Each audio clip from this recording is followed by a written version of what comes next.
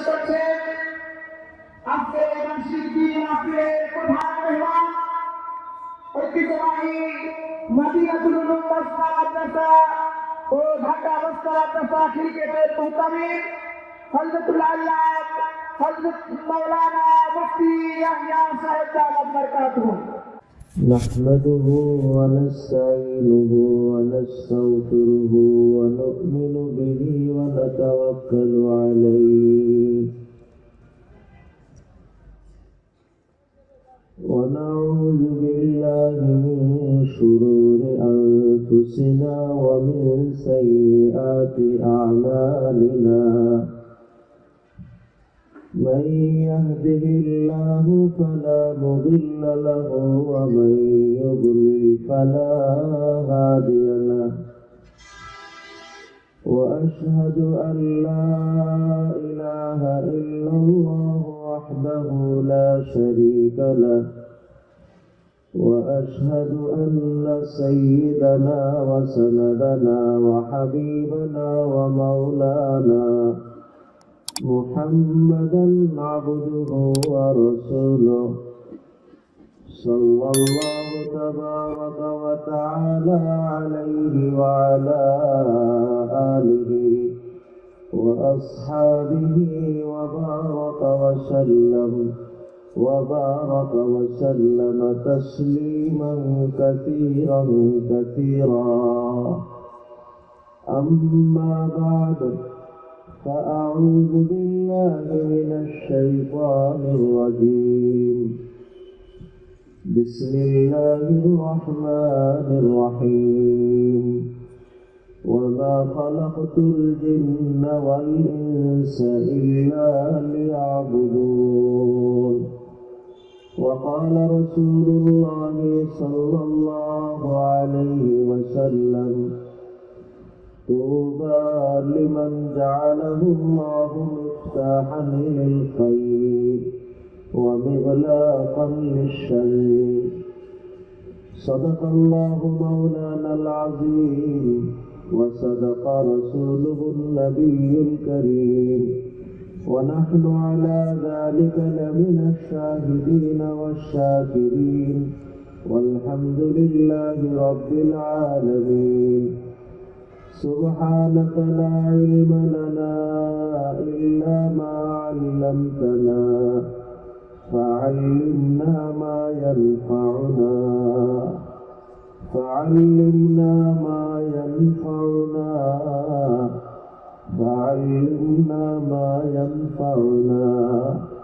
وانفعنا بما علمتنا وزدنا علما আলহামদুলিল্লাহ আল্লাহ তাআলার লাখ কোটি শুকর যে আল্লাহ তাআলার খাস ফজলত আর মেহেরবানিতে আজকের এই দিনে মোবারক মাহফিলে কোরআন ও হাদিসের কথা শোনার পরিবেশে আল্লাহ আমাদের শরীক হওয়ার তৌফিক দান করছেন। সর্বপ্রথম তার মহান দরবারে শুকর আদায় করতেছি। আলহামদুলিল্লাহ, আলহামদুলিল্লাহ, আলহামদুলিল্লাহ। এরপর আমি শুকর আদায় করতেছি, কৃতজ্ঞতা জানাইতেছি ওই সমস্ত সাথী ভাই যাদের দীর্ঘ মেহনত পরিশ্রমে এই প্যান্ডেল তৈরি হয়েছে। এই লোকগুলি আজ এই মাহফিলের সংবাদ পেয়েছে, যাদের মেহনত দৌড়ঝাঁপের বরকতে আজ আমরা একত্র হয়ে কোরআন ও হাদিসের এই কথা শোনার পরিবেশে বসার সুযোগ পেয়েছি। আমি তাদেরও শুকরিয়া এবং অন্তর থেকে কৃতজ্ঞতা জানাইতেছি। আল্লাহ তাআলা এই সমস্ত সাথী ভাইদের মেহনতকে কবুল করে নেন। তাদের মেহনতের জাযায়ে খায়ের আল্লাহ তাআলা দুনিয়াতেও দান করেন, আখিরাতেও দান করেন। সত্যি মাধ্যমের কৃতজ্ঞতা ছাড়া মালিকের কৃতজ্ঞতাও আদায় হয় না। অনেক দামি একটা কথা দিনের মধ্যে টুকে নেই। মাধ্যমের কৃতজ্ঞতা আদায় ছাড়া মালিকের কৃতজ্ঞতাও আদায় হয় না। নবীজি সাল্লাল্লাহু আলাইহি ওয়াসাল্লাম, এ আমার কথা না, নবীজি বলেন, মান লাম ইয়াশকুরিন নাস লাম ইয়াশকুরিল্লাহ। যে মাধ্যম ব্যক্তির কৃতজ্ঞতা আদায় করল না, সে মূলত আল্লাহরই কৃতজ্ঞতা আদায় করল না। অতএব আল্লাহর যে নিয়ামত আমি যে মাধ্যমে পাব, সেই মাধ্যম তারও শুকর গুজার হওয়া, তার কৃতজ্ঞতা জ্ঞাপন করা, দিল থেকে তার জন্য দোয়ায় খায়ের করা। নবীজি বলেন, যে মানুষের কৃতজ্ঞতা আদায় করল না, সে আল্লাহরও কৃতজ্ঞতা আদায় করল না। আজকের এই মাহফিল যে ভাইদের উদ্যোগে, যাদের আয়োজনে, তাদের কৃতজ্ঞতা আদায় করা শুধু তাদের কৃতজ্ঞতা আদায় না, তাদের কৃতজ্ঞতাটাও আল্লাহর কৃতজ্ঞতার অংশ। শুধু এই ক্ষেত্রে না, জীবনের প্রতিটি ক্ষেত্রে। যে ছাত্র তার শিক্ষার ব্যাপারে শিক্ষকের কৃতজ্ঞতা আদায় করে না, শুধু দেনেওয়ালা আল্লাহর কৃতজ্ঞতা আদায় করে, নবীজির এই কথার মর্ম হলো, সে ওই ছাত্র যত সময় তার শিক্ষকের কৃতজ্ঞতা আদায় করলো না, সে 1000 বার আলহামদুলিল্লাহ বললেও তার আলহামদুলিল্লাহ পরিপূর্ণ হলো না। আল্লাহর কৃতজ্ঞতা পরিপূর্ণ হবে যখন সে মাধ্যম শিক্ষকের কৃতজ্ঞতাটাও সাথে আদায় করবে।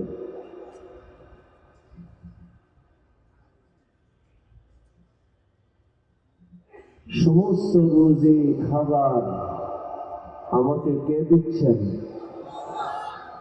খাবার প্লেটে বসে আমি খানা খাইতেছি আর বলতেছি আলহামদুলিল্লাহ আলহামদুলিল্লাহ, শুকর গুজারের সাথে সে খানা খাইতেছে। হে আমার প্রিয় ভাইরা, অবশ্যই এটা শুকর গুজারি, আলহামদুলিল্লাহ বলা, আল্লাহর নিয়ামতকে স্মরণ করে তার রিজিক প্রাপ্তির শুকর আদায় করে আলহামদুলিল্লাহ বলা, নিঃসন্দেহে এটা শুকর গুজারি। কিন্তু এই রিজিক যাদের মাধ্যম হয়ে আমার পর্যন্ত আসছে, সর্বশেষ যে ঘরে আমার স্ত্রী যে খানাটা রান্না করে আমাকে সামনে এনে দিল, ওই স্ত্রীর কৃতজ্ঞতা যদি আমি আদায় না করি, আমি স্বামী 1000 বার আলহামদুলিল্লাহ বললেও যত সময় আমি আমার স্ত্রীর কৃতজ্ঞতা আদায় করব না, তো আল্লাহরও কৃতজ্ঞতা আদায় হবে না। অতএব খাবার খাবার সময় আমি যেমন মনে করি এটা আল্লাহর নিয়ামত, আল্লাহর রিজিক আমাকে দিয়েছেন, তো তার শুকর আলহামদুলিল্লাহ, সাথে সাথে আমাকে মাধ্যম, যাকে আল্লাহ মাধ্যম বানিয়ে এই খাবারের উপযুক্ত করে আমার হাতে আনছেন, তারও শুকর আদায় করা, যার কমপক্ষে জাযাকাল্লাহ বলা, তার কৃতজ্ঞতা আদায় করা। আজ মাধ্যমের কৃতজ্ঞতা আদায় আমাদের বড় কমতি। আল্লাহ আমাকেও মাফ করেন, আল্লাহ আমাদের সকলকে মাফ করেন। রাস্তায় চলতেছি, হঠাৎ রাস্তা চিনতেছি না, এদিকে যাব না এদিকে যাব, পাশে একজন মানুষকে দেখলাম, তাকে জিজ্ঞাসা করলাম, ভাইয়া কোন পথে আমার গন্তব্যে পৌঁছব? সে আমাকে একটা রাস্তা দেখাই দিল, আমি বোবা মানুষের মতন চলতে শুরু করলাম। এ বড় অকৃতজ্ঞ। এই লোকটাকে আল্লাহ আমাকে মিলাইছেন এবং তার মাধ্যমে আমার রাস্তা চেনানোর পথ করে দিয়েছেন। মূল শুকর তো আল্লাহ, আলহামদুলিল্লাহ। কিন্তু যে লোকটা মাধ্যম হয়ে আমাকে রাস্তাটা দেখাই দিল, আমি সেখানে যদি মুখ বুঝে বোবা মানুষের মতন পার হয়ে যায়, আমি 1000 বার আলহামদুলিল্লাহ বললেও এই আলহামদুলিল্লাহ আল্লাহর কাছে পরিপূর্ণ আলহামদুলিল্লাহ হিসেবে গ্রহণযোগ্য হবে না। অতএব সে যখনই আমাকে বলল যে ভাইয়া এই পথ ধরে যান, তা আমি তাকে শুকরিয়ার একটা শব্দ বলে পার হই। সংক্ষেপ শুকরের শব্দ জাযাকাল্লাহ, অথবা আপনি আপনার মুনাসিব মতন তার শুকর আদায় করেন। ভাইয়া আপনি আমাকে পথ দেখাইছেন, আল্লাহ আপনাকেও সারা জীবন পথ দেখান। ভাইয়া আপনি আমাকে এই দুনিয়াতে পথ দেখাইছেন, আল্লাহ আপনাকে জান্নাতের পথ কবুল করেন। শুকরগুজারির দোয়া। তো আজ কথা প্রসঙ্গে এই ছোট্ট কথাটা দিলের মধ্যে ঢুকে নেওয়া, আল্লাহ তাআলা আমাকেও তৌফিক দেন, আমাদের সকলকে তৌফিক দেন।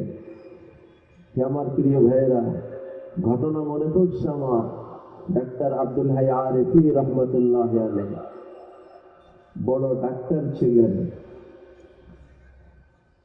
হযরত থানভী রহমতুল্লাহ আলাইহির সোহবতে আল্লাহ তাআলা অন্তরের ডাক্তারও বানাইলেন। ডাক্তার আব্দুল হাই আরেফি রহমতুল্লাহ আলাইহি এক বাড়িতে মেহমান হলেন। খানা খাওয়ার পর পর্দার আড়াল থেকে ঘরের যারা রান্না করছে তাদের আন্তরিকভাবে শুকরিয়া জ্ঞাপন করলেন, আর জানাইলেন রান্না বড় সুস্বাদু হয়েছে, অনেক সুন্দর হয়েছে। এই বলার সাথেই ভিতর থেকে কান্নার আওয়াজ আসছে। উনি চিন্তা করলেন, আমি কি এমন অজান্তে কোনো কথা বললাম যে কথায় তার দিলে আঘাত লাগছে? তো বলছেন, আমি কি কোনো আঘাত দেওয়ার কথা বলছি যা ভিতর থেকে কান্নার আওয়াজ আসছে? তখন ভিতর থেকে যে কথাটা উত্তরে আসছে ওইটা আপনাদের শোনানো আমার। বলতেছেন, হুজুর, এই ঘরে আমি আজ প্রায় 40 বছর রান্না করছি, কিন্তু আজ পর্যন্ত আমার রান্না কোনোদিন ভালো হয়েছে এই শব্দটা এই জীবনে প্রথম শোনার সুযোগ পেয়েছি। তাই নিজেকে ধরে রাখতে পারি নাই, আমি আনন্দে কেঁদে ফেলছি। তখন ডাক্তার আব্দুল হাই আরেফি রহমতুল্লাহ আলাইহি যে কথাটা উত্তর দিলেন ঘরের মালিক তার স্বামীকে লক্ষ্য করে, এটাই আজ আপনাদেরকে আমার শোনানোর উদ্দেশ্য, এবং আপনাদের শোনানোর আগে আমি আমার নিজের 2 কানকে শোনানোর উদ্দেশ্য। ডাক্তার আব্দুল হাই আরেফি রহমতুল্লাহ আলাইহি বললেন, ওই মানুষ কেমনে শুকর আদায় করে তার স্ত্রীর, যে তার স্ত্রীর এটা দায়িত্ব মনে করে। সেই শুকর আদায় করতে পারে যে স্ত্রীর এই কাজকে সে তার অবদান মনে করতে পারে। সত্যি স্ত্রী আমাকে যে রান্না করে দিতেছে, আমার ঘরের কাজকর্মকে দেখভাল করতেছে, এটা তো তার দায়িত্বের থেকে তার অবদান আমার প্রতি বেশি। ঘর পোষের তো দায়িত্ব আমার পরে ছিল, এ তো তার অবদান আমার প্রতি। তো যে স্ত্রীর অবদানকে মনে করে সে তার স্ত্রীর শুকরগুজার হতে পারে। সত্যি আমার ঘরে যে আমাকে রান্না করে দিল, যে আমার কাপড়কে গুছিয়ে দিল, যে ঘরকে গুছিয়ে দিল, আমার সন্তানকে লালন পালন করল, জীবনে কোনোদিন তার কৃতজ্ঞতা আদায়ের কথা কি একবারও মনে জাগলো না? আমি কি এতটাই অকৃতজ্ঞ? হ্যাঁ, 1000 বার না, লাখো কোটি বার যদি আমি আল্লাহর শুকর আদায় করি, আর যাদের মাধ্যমে আল্লাহর থেকে পাওয়া নেয়ামত আমি গ্রহণ করছি, সেই মাধ্যমের কৃতজ্ঞতা আদায় না করি, নবীজি বলেন তুমি তোমার মাওলার কৃতজ্ঞতাও আদায় করো নাই। তোমার মালিকের কৃতজ্ঞতা আদায় তখনই ধর্তব্য হবে, তখনই কবুল হবে, তখনই পরিপূর্ণ হবে, যখন তুমি তোমার আল্লাহর পক্ষ থেকে পাওয়া প্রতিটি নিয়ামত যে মাধ্যমে তুমি পেয়েছ, সেই মাধ্যমেরও কৃতজ্ঞতা আদায় করবে। শিক্ষক, তুমি তোমার শিক্ষকের কৃতজ্ঞতা আদায় করো। সন্তান, তুমি তোমার পিতার কৃতজ্ঞতা আদায় করো।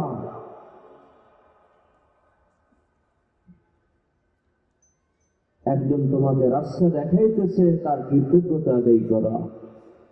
একজন তোমাকে এক লোটা পানি আগাই দিতেছে, তারও কৃতজ্ঞতা আদায় করো।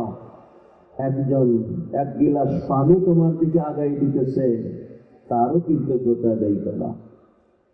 ঘরের স্ত্রী যতবার তোমার সামনে খানা পেশ করে, ততবার তার কৃতজ্ঞতা আদায় করো। মান লাম ইয়াশকুরিন নাস লাম ইয়াশকুরিল্লাহ, মান লাম ইয়াশকুরিন নাস লাম ইয়াশকুরিল্লাহ। যে মাধ্যমে কৃতজ্ঞতা আদায় করলো না, সে মাওলারও কৃতজ্ঞতা আদায় করলো না। তুমি মাওলার কৃতজ্ঞতায় যদি 1000 বার আলহামদুলিল্লাহ বলো, তোমার ওই 1000 বার আলহামদুলিল্লাহ বলাও গ্রহণ হবে যখন তোমার মাধ্যমের কৃতজ্ঞতা আদায় করবে। আল্লাহ আমাদেরকে শুকর গুজার মানুষ হওয়ার তৌফিক দান করেন। যে কথা অন্যদিকে চলে গেছে, বাকি উপকারী কথা। হে আমার প্রিয় ভাইরা, সর্বপ্রথম শুকর আদায় করতেছি ওই মাওলাই পাকের, যিনি আজ এই জান্নাতি পরিবেশে কোরআন ও হাদিসের কথা শোনার পরিবেশ আমাদেরকে দান করছেন। আলহামদুলিল্লাহ, আলহামদুলিল্লাহ, আলহামদুলিল্লাহ। এরপর শুকর আদায় করতেছি ওই সমস্ত ভাইদের, আজকের মাহফিলে যাদের সামান্যতম অংশ আছে, সময় দিয়ে, শ্রম দিয়ে, মেধা দিয়ে, কথা দিয়ে যে যেভাবে সহযোগিতা করছে, আল্লাহ সকলের সহযোগিতা কবুল করেন। সকলের সহযোগিতার উত্তম বিনিময় আল্লাহ দুনিয়াতেও দান করেন, আখিরাতেও দান করেন। হে আমার প্রিয় ভাইরা, কোরআন বলে যে কোনো নেয়ামত পেয়ে আল্লাহর শুকর আদায় করে, আল্লাহ তাআলা তার নেয়ামত বাড়ায় দেন। দুনিয়াবি নেয়ামত পেয়ে শুকর আদায় করে, আল্লাহ তার দুনিয়াবি নেয়ামত বাড়ায় দেন। আখিরাতের নেয়ামত পেয়ে শুকর আদায় করে, আল্লাহ তাআলা আখিরাতের নেয়ামত বাড়ায় দেন। কোন নেক পরিবেশে শরীক হয়ে শুকর আদায় করে, আল্লাহ তাআলা নেক পরিবেশে শরীক হওয়ার সুযোগ তৌফিক ও তার বাড়ায় দেন।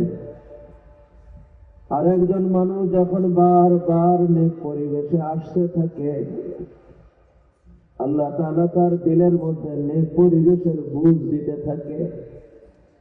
নেক পরিবেশের কাজ শুরু হতে থাকে, নেক পরিবেশের কাজ বাড়তে থাকে। বাড়তে বাড়তে একসময় সে পুরা নেক পরিবেশের মানুষ হয়ে ওঠে। নেক পরিবেশের মানুষ হওয়ার পরেও নেক পরিবেশে লেগে থাকে। আল্লাহ তাকে শুধু নেক পরিবেশের মানুষই বানান না, আল্লাহ তাকে নেক পরিবেশের চুম্বকও বানাইলেন। যেমন লোহা অনেক সময় চুম্বকের সাথে লেগে থাকে, তো লোহার ভিতরেও চুম্বক ভাব এসে পড়ে। হয়তো একটা সময় ছিল যখন সে নিজেই পথহারা, কিন্তু আজ আল্লাহর মেহেরবানিতে সে শুধু জান্নাতি পথের পথিকই হয় না, আল্লাহ তাকে জান্নাতি পথের মাইল ফলকও বানাইলেন। আল্লাহ আমাদের সকলকে জান্নাতি পথের মাইল ফলক হিসেবে কবুল করেন। আল্লাহ আমাদের সকলকে নেক পরিবেশের চুম্বক হিসেবে কবুল করেন। হে আমার প্রিয় ভাইরা, এই পৃথিবীতে আমরা কেউ আসি নাই, আমাদেরকে আনা হয়েছে। আবার শুনে, এই পৃথিবীতে আমরা কেউ আসি নাই। যদি আসা হতো তো নিজের মন মতো চলার সুযোগ হতো। যখন আসি নাই তো মন মতো চলার সুযোগ নেই। যিনি আমাকে আনছেন, আমাকে তার চাওয়াতেই চলতে হবে। আনছেন কে? তো আল্লাহ চাহি জীবন, রব চাহি জীবন আমাকে গ্রহণ করতে হবে। এ দুনিয়াতে আমরা কেউ আসি নাই। যদি আসা হতো, নিজের মন মতো চলার সুযোগ হতো, আমি আসছি, যেমন মন চাই আমি চলব। আরে তুমি তো আসো নাই, তোমার মর্জি মতন তোমার চলার তো সুযোগ নাই। যিনি তোমাকে আনছেন, যিনি আমাকে আনছেন, তার মর্জিতেই আমাকে চলতে হবে। আনছেন তো আমাকে আল্লাহ, তো আল্লাহ চাহি জীবন, রব চাহি জীবন, আমাকে গ্রহণ করতে হবে। মন চাহি চলার সুযোগ নেই, রব চাহি জীবন, আমাকে গ্রহণ করতে হবে। মন চাহি জীবন চলার সুযোগ নাই, রব চাহি জীবন, আমাকে গ্রহণ করতে হবে। আল্লাহ আমাকে কেন আনছেন? আল্লাহ আমাকে কেন আনছেন? হে আমার প্রিয় ভাইরা, আমাকে গবেষণা করে বের করতে হবে না। সরাসরি কোরআন দুই জায়গায় দুটো কথা উল্লেখ করছেন তোমাকে কেন আনা হয়েছে। এক নম্বর, কোরআন বলে ওয়ামা খালাকতুল জিন্না ওয়াল ইনসা ইল্লা লিয়াবুদুন। মানুষ এবং জিন জাতির সৃষ্টির উদ্দেশ্য, আমার আপনার সৃষ্টির এক নম্বর উদ্দেশ্য লিয়াবুদুন, রব চাহি জীবন, আনুগত্যের জীবন গ্রহণ করা। তুমি মাওলার অনুগত মানুষ হয়ে যাও। তোমার চোখকে অনুগত চোখ বানাও, জবানকে অনুগত জবান বানাও, চিন্তাতে অনুগত বানাও, সিদ্ধান্তে অনুগত বানাও, জীবন পরিচালনাতে অনুগত বানাও। অনুগত মানুষ হয়ে যাও, আংশিক ভাবে না। কোরআন বলে ইয়া আইয়ুহাল্লাযীনা আমানু দুখুলু ফিস-সিলমি কাফা, পুরা অনুগত হও, বিশ্বাসেও অনুগত হও, ইবাদতেও অনুগত হও, লেনদেনেও অনুগত হও, সামাজিকতাতেও অনুগত হও, চোখেও অনুগত, জবানেও অনুগত, শোনাতেও অনুগত, ভাবনাতেও অনুগত, জীবনকে অনুগত জীবন বানাও।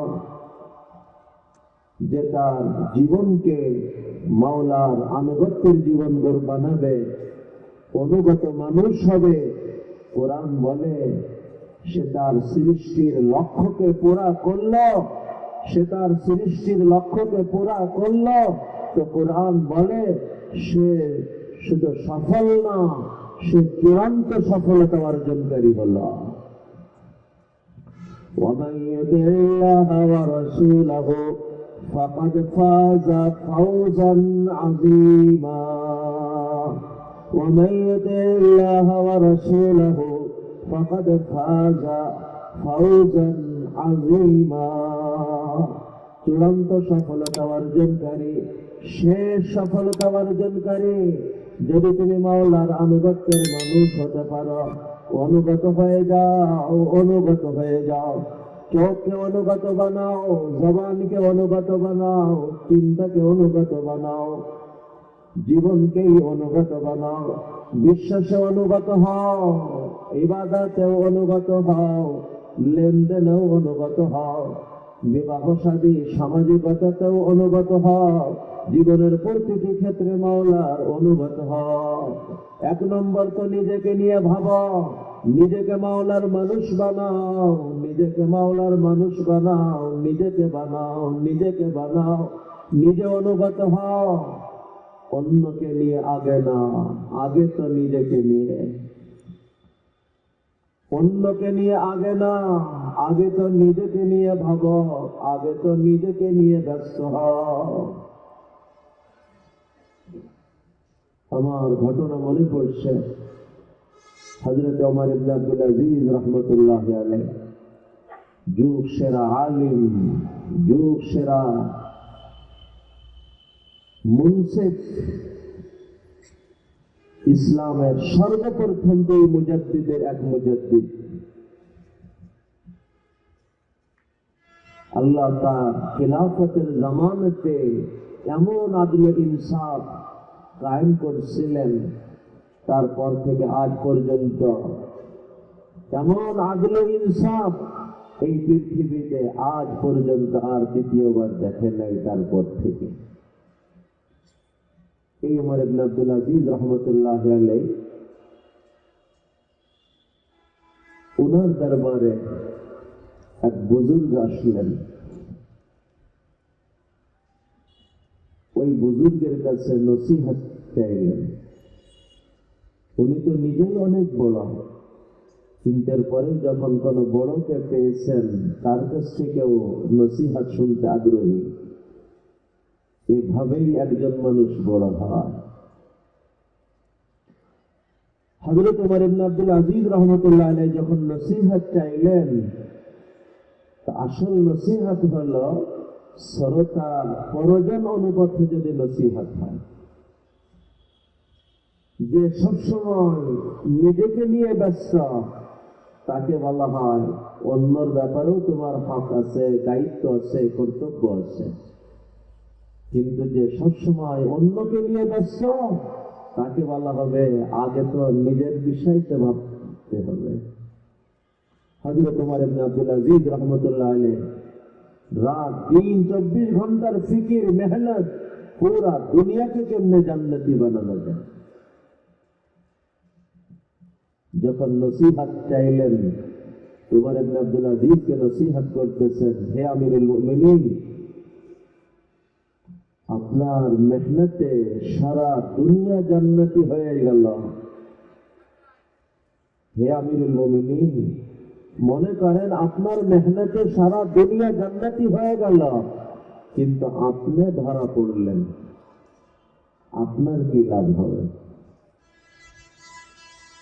আর সারা দুনিয়া জাহান্নামী হয়ে গেল, আপনি পার পেয়ে গেলেন, বলেন আপনার কি ক্ষতি হবে? অতএব হে আমিরুল মুমিনিন, নিজেকে নিয়ে বেশি ব্যস্ত হন, নিজেকে নিয়ে বেশি ব্যস্ত হন, নিজেকে নিয়ে বেশি করে ভাবেন। এতটা আসর পড়ছে নসিহতের জীবনীতে আসছে। হযরত উমর ইবনে আব্দুল আজিজ রহমতুল্লাহ আলাইহি এত কান্না কাঁদছেন, পুরা দাড়ি ভিজে উঠছে। সত্যই কোরআনতে কথা বলে, ও আনফুসাকুম, নিজেকে বাঁচাও, এরপর ওয়া আহলিকুম নারা, আগে তো নিজেকে বাঁচাও, এরপরে অন্যকে নিয়ে ভাবো। অন্যকে বাঁচানোর ফিকির পরে, নিজেকে বাঁচানোর ফিকির আগে। আতা'মুরুনা আন-নাসা বিল বিররি ওয়া তানসাউনা আনফুসাকুম, অন্যকে ভালোর কথা শোনাও, নিজের ব্যাপারে ভুলে যাও। অন্যকে ভালোর কথা বলো, অন্যকে ভালোর কথা বলো, আর সেই ভালো নিজে ভুলে যাও। আখির এই শোনানোর কি উদ্দেশ্য? আখির এই বলার কি ফায়দা? সারা জীবন ফাজাইলে কোরআনের তালিমে বসলাম, ফাজাইলে কোরআনের তালিম করলাম, আজ পর্যন্ত কোরআন শেখার জন্য একটু সময় বের করতে পারলাম না। আখির এই ফাজাইলে কোরআনের তালিমে আমার কি ফায়দা হলো? সারা জীবন ফাজাইলে কোরআনের তালিমে বসলাম, সারা জীবন ফাজাইলে কোরআনের তালিমের হালকায় শরীক হলাম, নিজেও তালিম করলাম, আজ পর্যন্ত কোরআন শেখার জন্য একটু সময় বের করতে পারলাম না। বলো আখের এই ফাজাইলে কোরআনের তালিমে আমার কি ফায়দা হলো?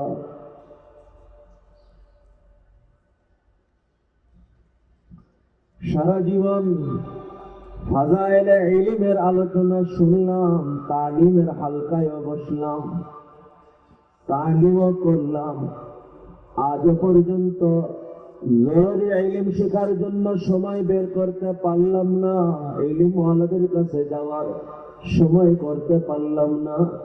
বলো আখের এই ফাজাইলে ইলমের আলোচনায় আমার কি লাভ হলো?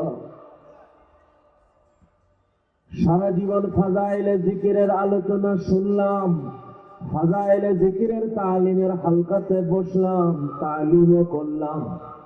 আজও পর্যন্ত জিকিরের জন্য সময় বের করতে পারলাম না, জিকির ওয়ালাদের কাছে যাওয়ার সুযোগ করতে পারলাম না। বলো, আখের এই ফাজাইলে জিকিরের তালিম আমার কি ফায়দা হলো? 5 কাজের সব কাজ করতেছে, যদি বাদ থাকে শুধু 3 তাসবিহটাই বাদ থাকতেছে। সারা জীবন ফাজাইলে কোরআন, ফাজাইলে ইলম, ফাজাইলে জিকিরের তালিম করলাম, মানুষকে শোনাইলাম, এর ফজিলতের কথাও শোনাইলাম।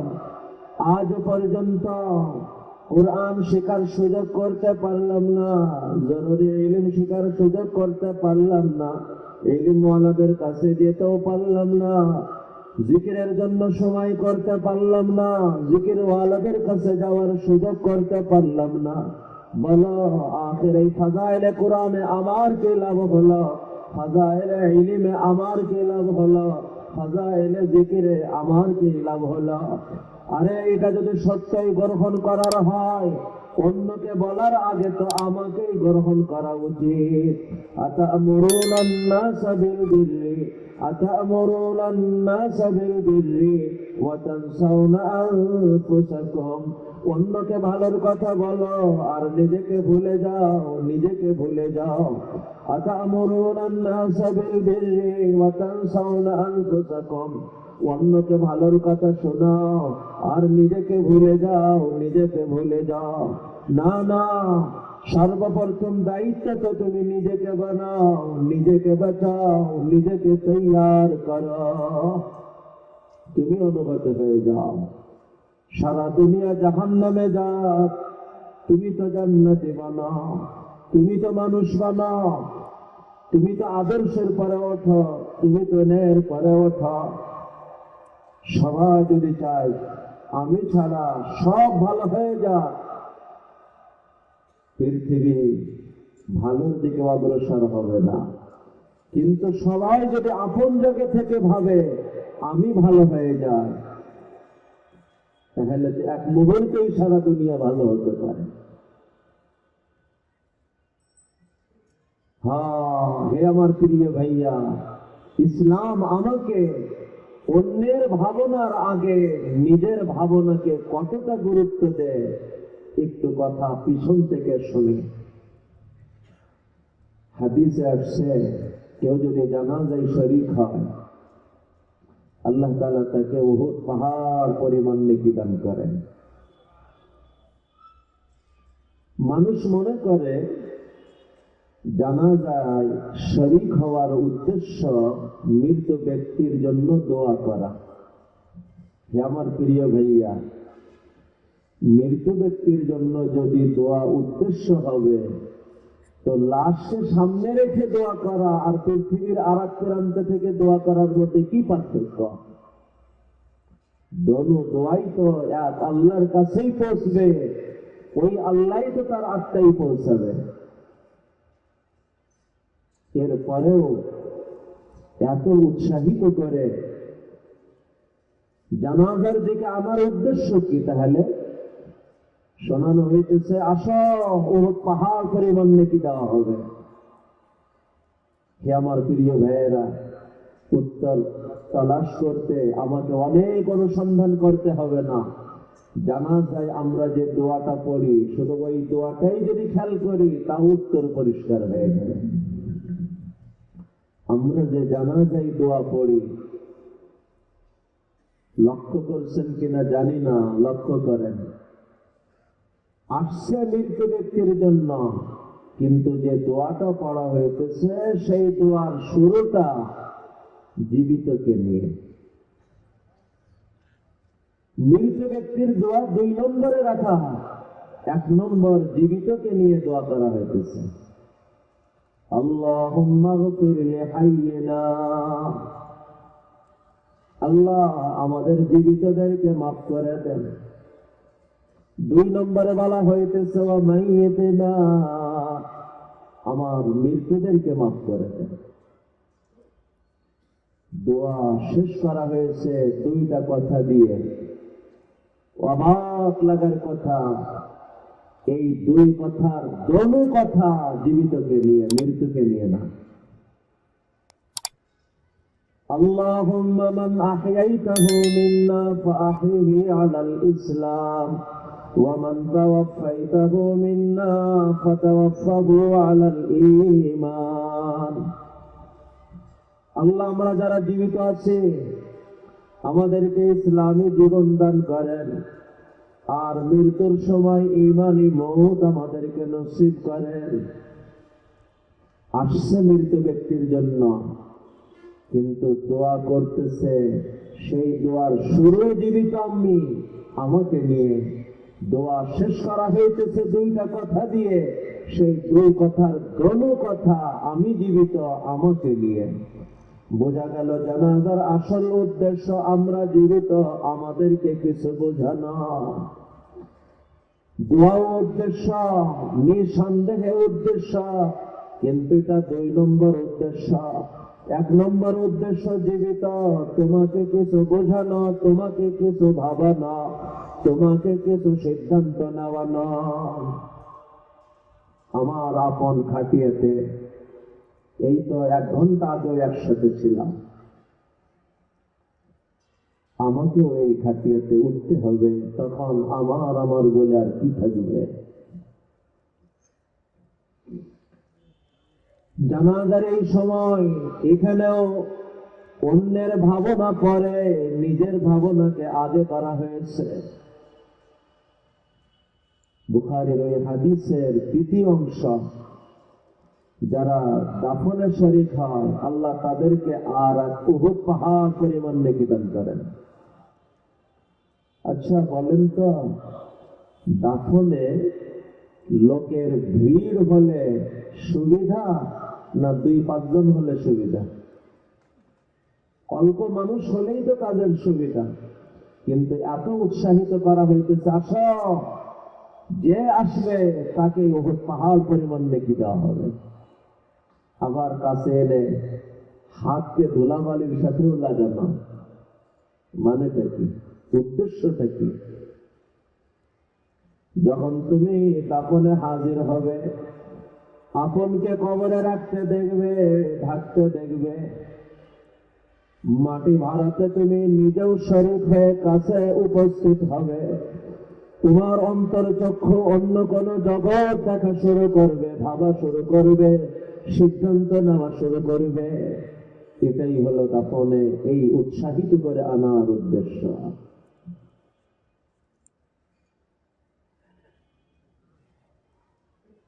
কবর জিয়ারত আজ আমাদের থেকে হারায় গেছে।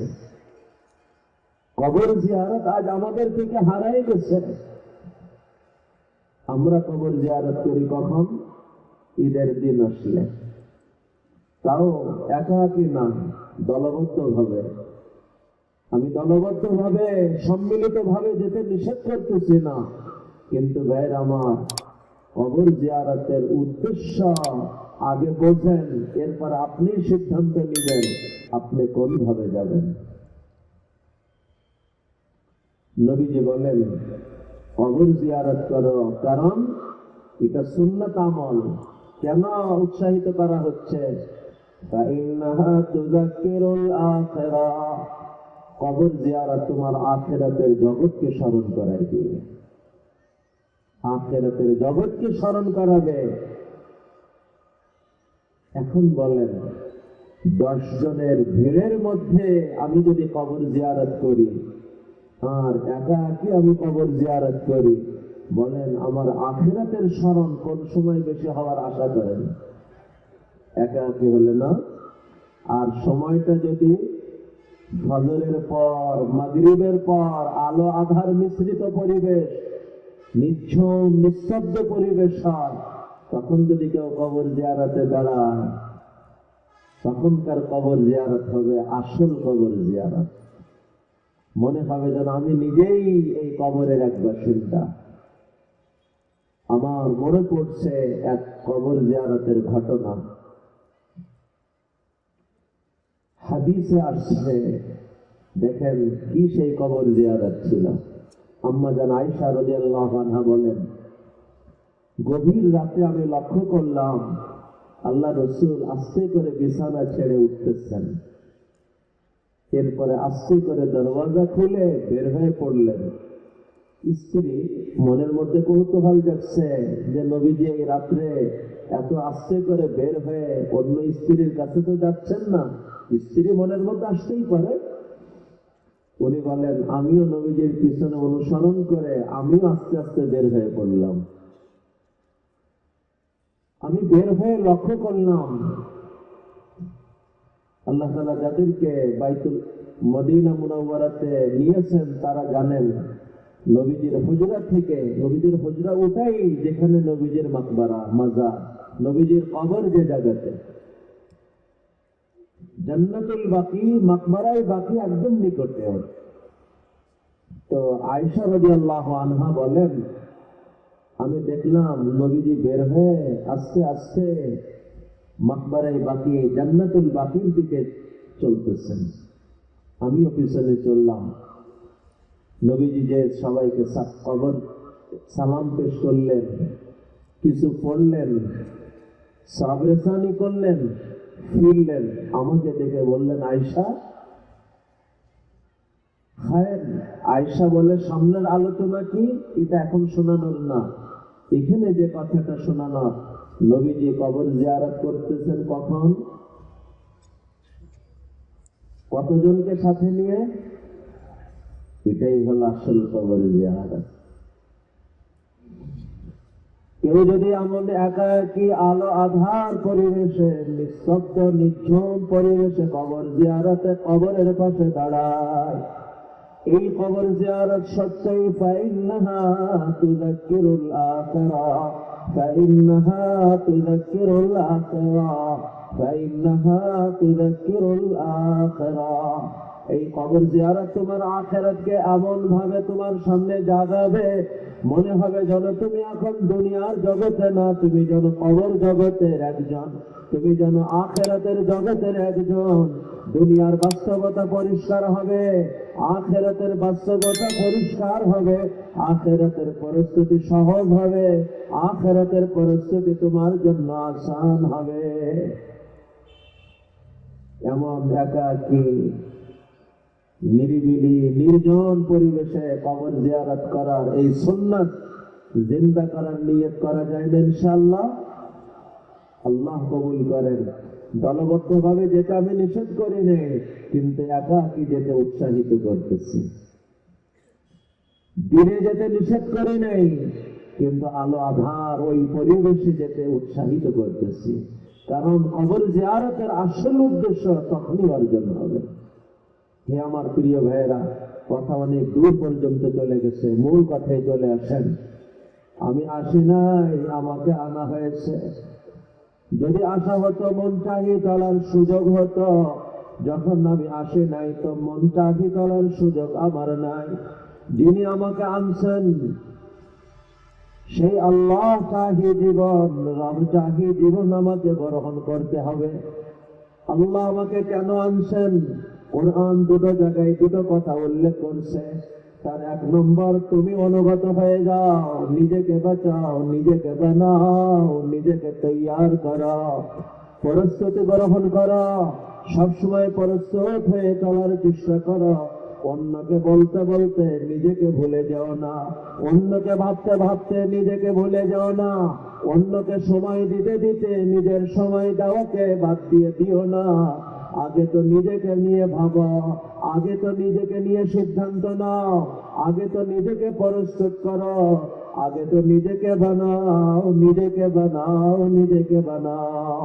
ও আনফুসাকুম, নিজেকে বাঁচাও, ও আহলিকুম নারা, এরপর অন্যকে নিয়ে ভাবো, এরপর অন্যকে নিয়ে ভাবো। আল্লাহ আমাকে, আমাদের সকলকে সর্বপ্রথম নিজেদেরকে নিয়ে ব্যস্ত হওয়ার তৌফিক দান করেন, নিজেকে নিয়ে বেশি বেশি ভাবার তৌফিক দান করেন। সারা জীবন ফাজাইলে কোরআনের কথা শুনাইলাম, আজও কোরআন শেখার সুযোগ করতে পারলাম না। আখের এই অন্যকে শুনায় আমার কি লাভ হলো? সারা জীবন ফাজাইলে ইলমের কথা শুনাইলাম, আজ পর্যন্ত জরুরি ইলম শেখার জন্য সময় করতে পারলাম না, ইলম ওয়ালার কাছে যেতে পারলাম না, আখের এই ফাজাইলে ইলমের কথা শোনায় আমার কি লাভ হলো? সারা জীবন ফাজাইলে জিকিরের কথা শোনাইলাম, আজ পর্যন্ত জিকিরের জন্য সময় বের করতে পারলাম না, জিকির ওয়ালার কাছে যেতে পারলাম না, আখের এই ফাজাইলে জিকিরের আলোচনা শোনায় আমার কি লাভ হলো?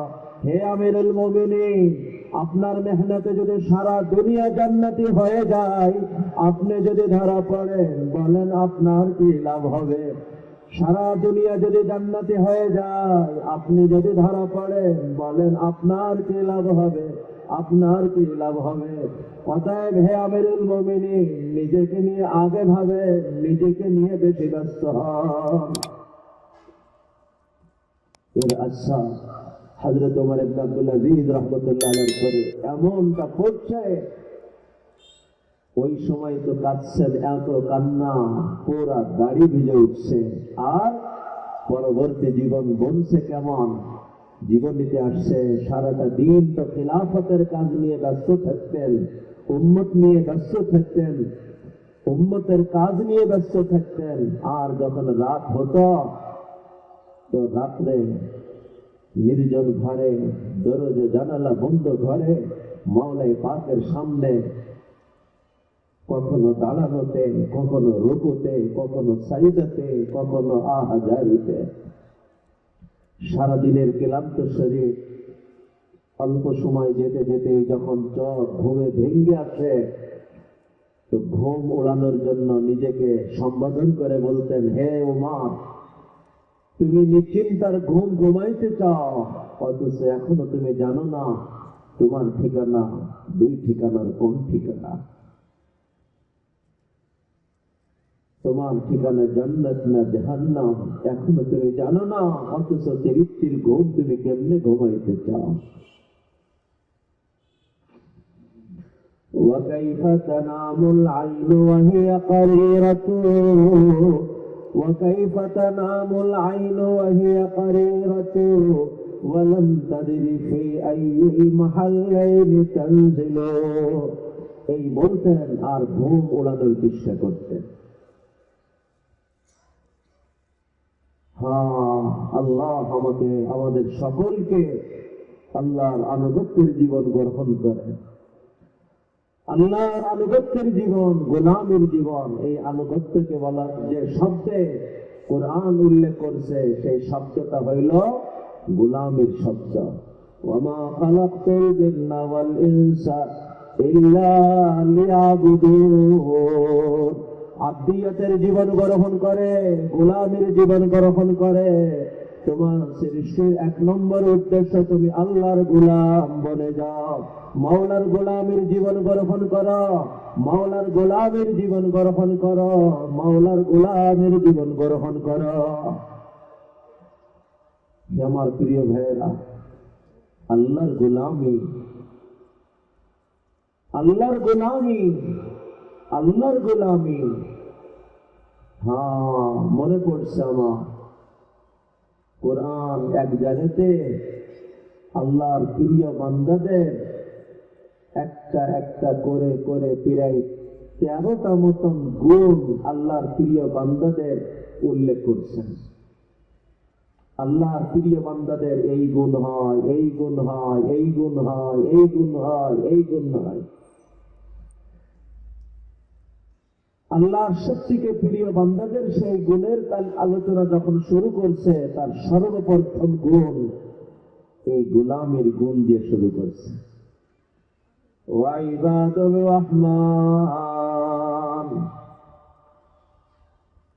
আল্লাহর গোলাম, রহমানের গোলাম, এই গোলামের গুণ যার মধ্যে আসছে, এই গোলামের প্রকাশের গুণ হলো আল্লাযীনা ইয়ামশুনা আলাল আরদি হাওনা ওয়া ইযা খাতাবাহুমুল জাহিলুনা ক্বালু সালামা ওয়াল্লাযীনা ইয়াবীতুনা লিরাব্বিহিম সুজদান ওয়া কিয়ামা ওয়াল্লাযীনা ইয়াকুলুনা রাব্বানা ইসরিফ 'আন্না 'আযাবা জাহান্নাম ইন্না 'আযাবাহা কানা গরামা إنها ساءت مستقرا ومقاما। এভাবে কোরআন একে একে পুরা এক রুকু ব্যাপী এই আল্লাহর প্রিয় বান্দাদের গুণ আলোচনা করছেন। সেই গুণের তালিকায় প্রথম গুণ হলো আল্লাহর গোলামির গুণ। সত্যই যার মধ্যে আল্লাহর গোলামির গুণ আসে না, এখানে থেমে মাঝখানে একটা কথা বুঝে নি। হে আমার প্রিয় ভাইরা, দুনিয়াতে স্বাধীন জীবনের কোনো সুযোগ নেই। দুনিয়াতে স্বাধীন জীবনের কোনো সুযোগ নেই। হয় আল্লাহর গোলাম হয়ে জীবন কাটাবে, অথবা নফস শয়তানের গোলাম হয়ে জীবন কাটাবে। এর বাহিরে কোনো সুযোগ নেই। হ্যাঁ, এটা ভিন্ন কথা। নফস শয়তান তার গোলামিকে স্বাধীনতার লিবাস দিয়ে, ইস্তিকার দিয়ে, লেবেল দিয়ে আমাকে বোকা বানানোর চেষ্টা করতে পারে,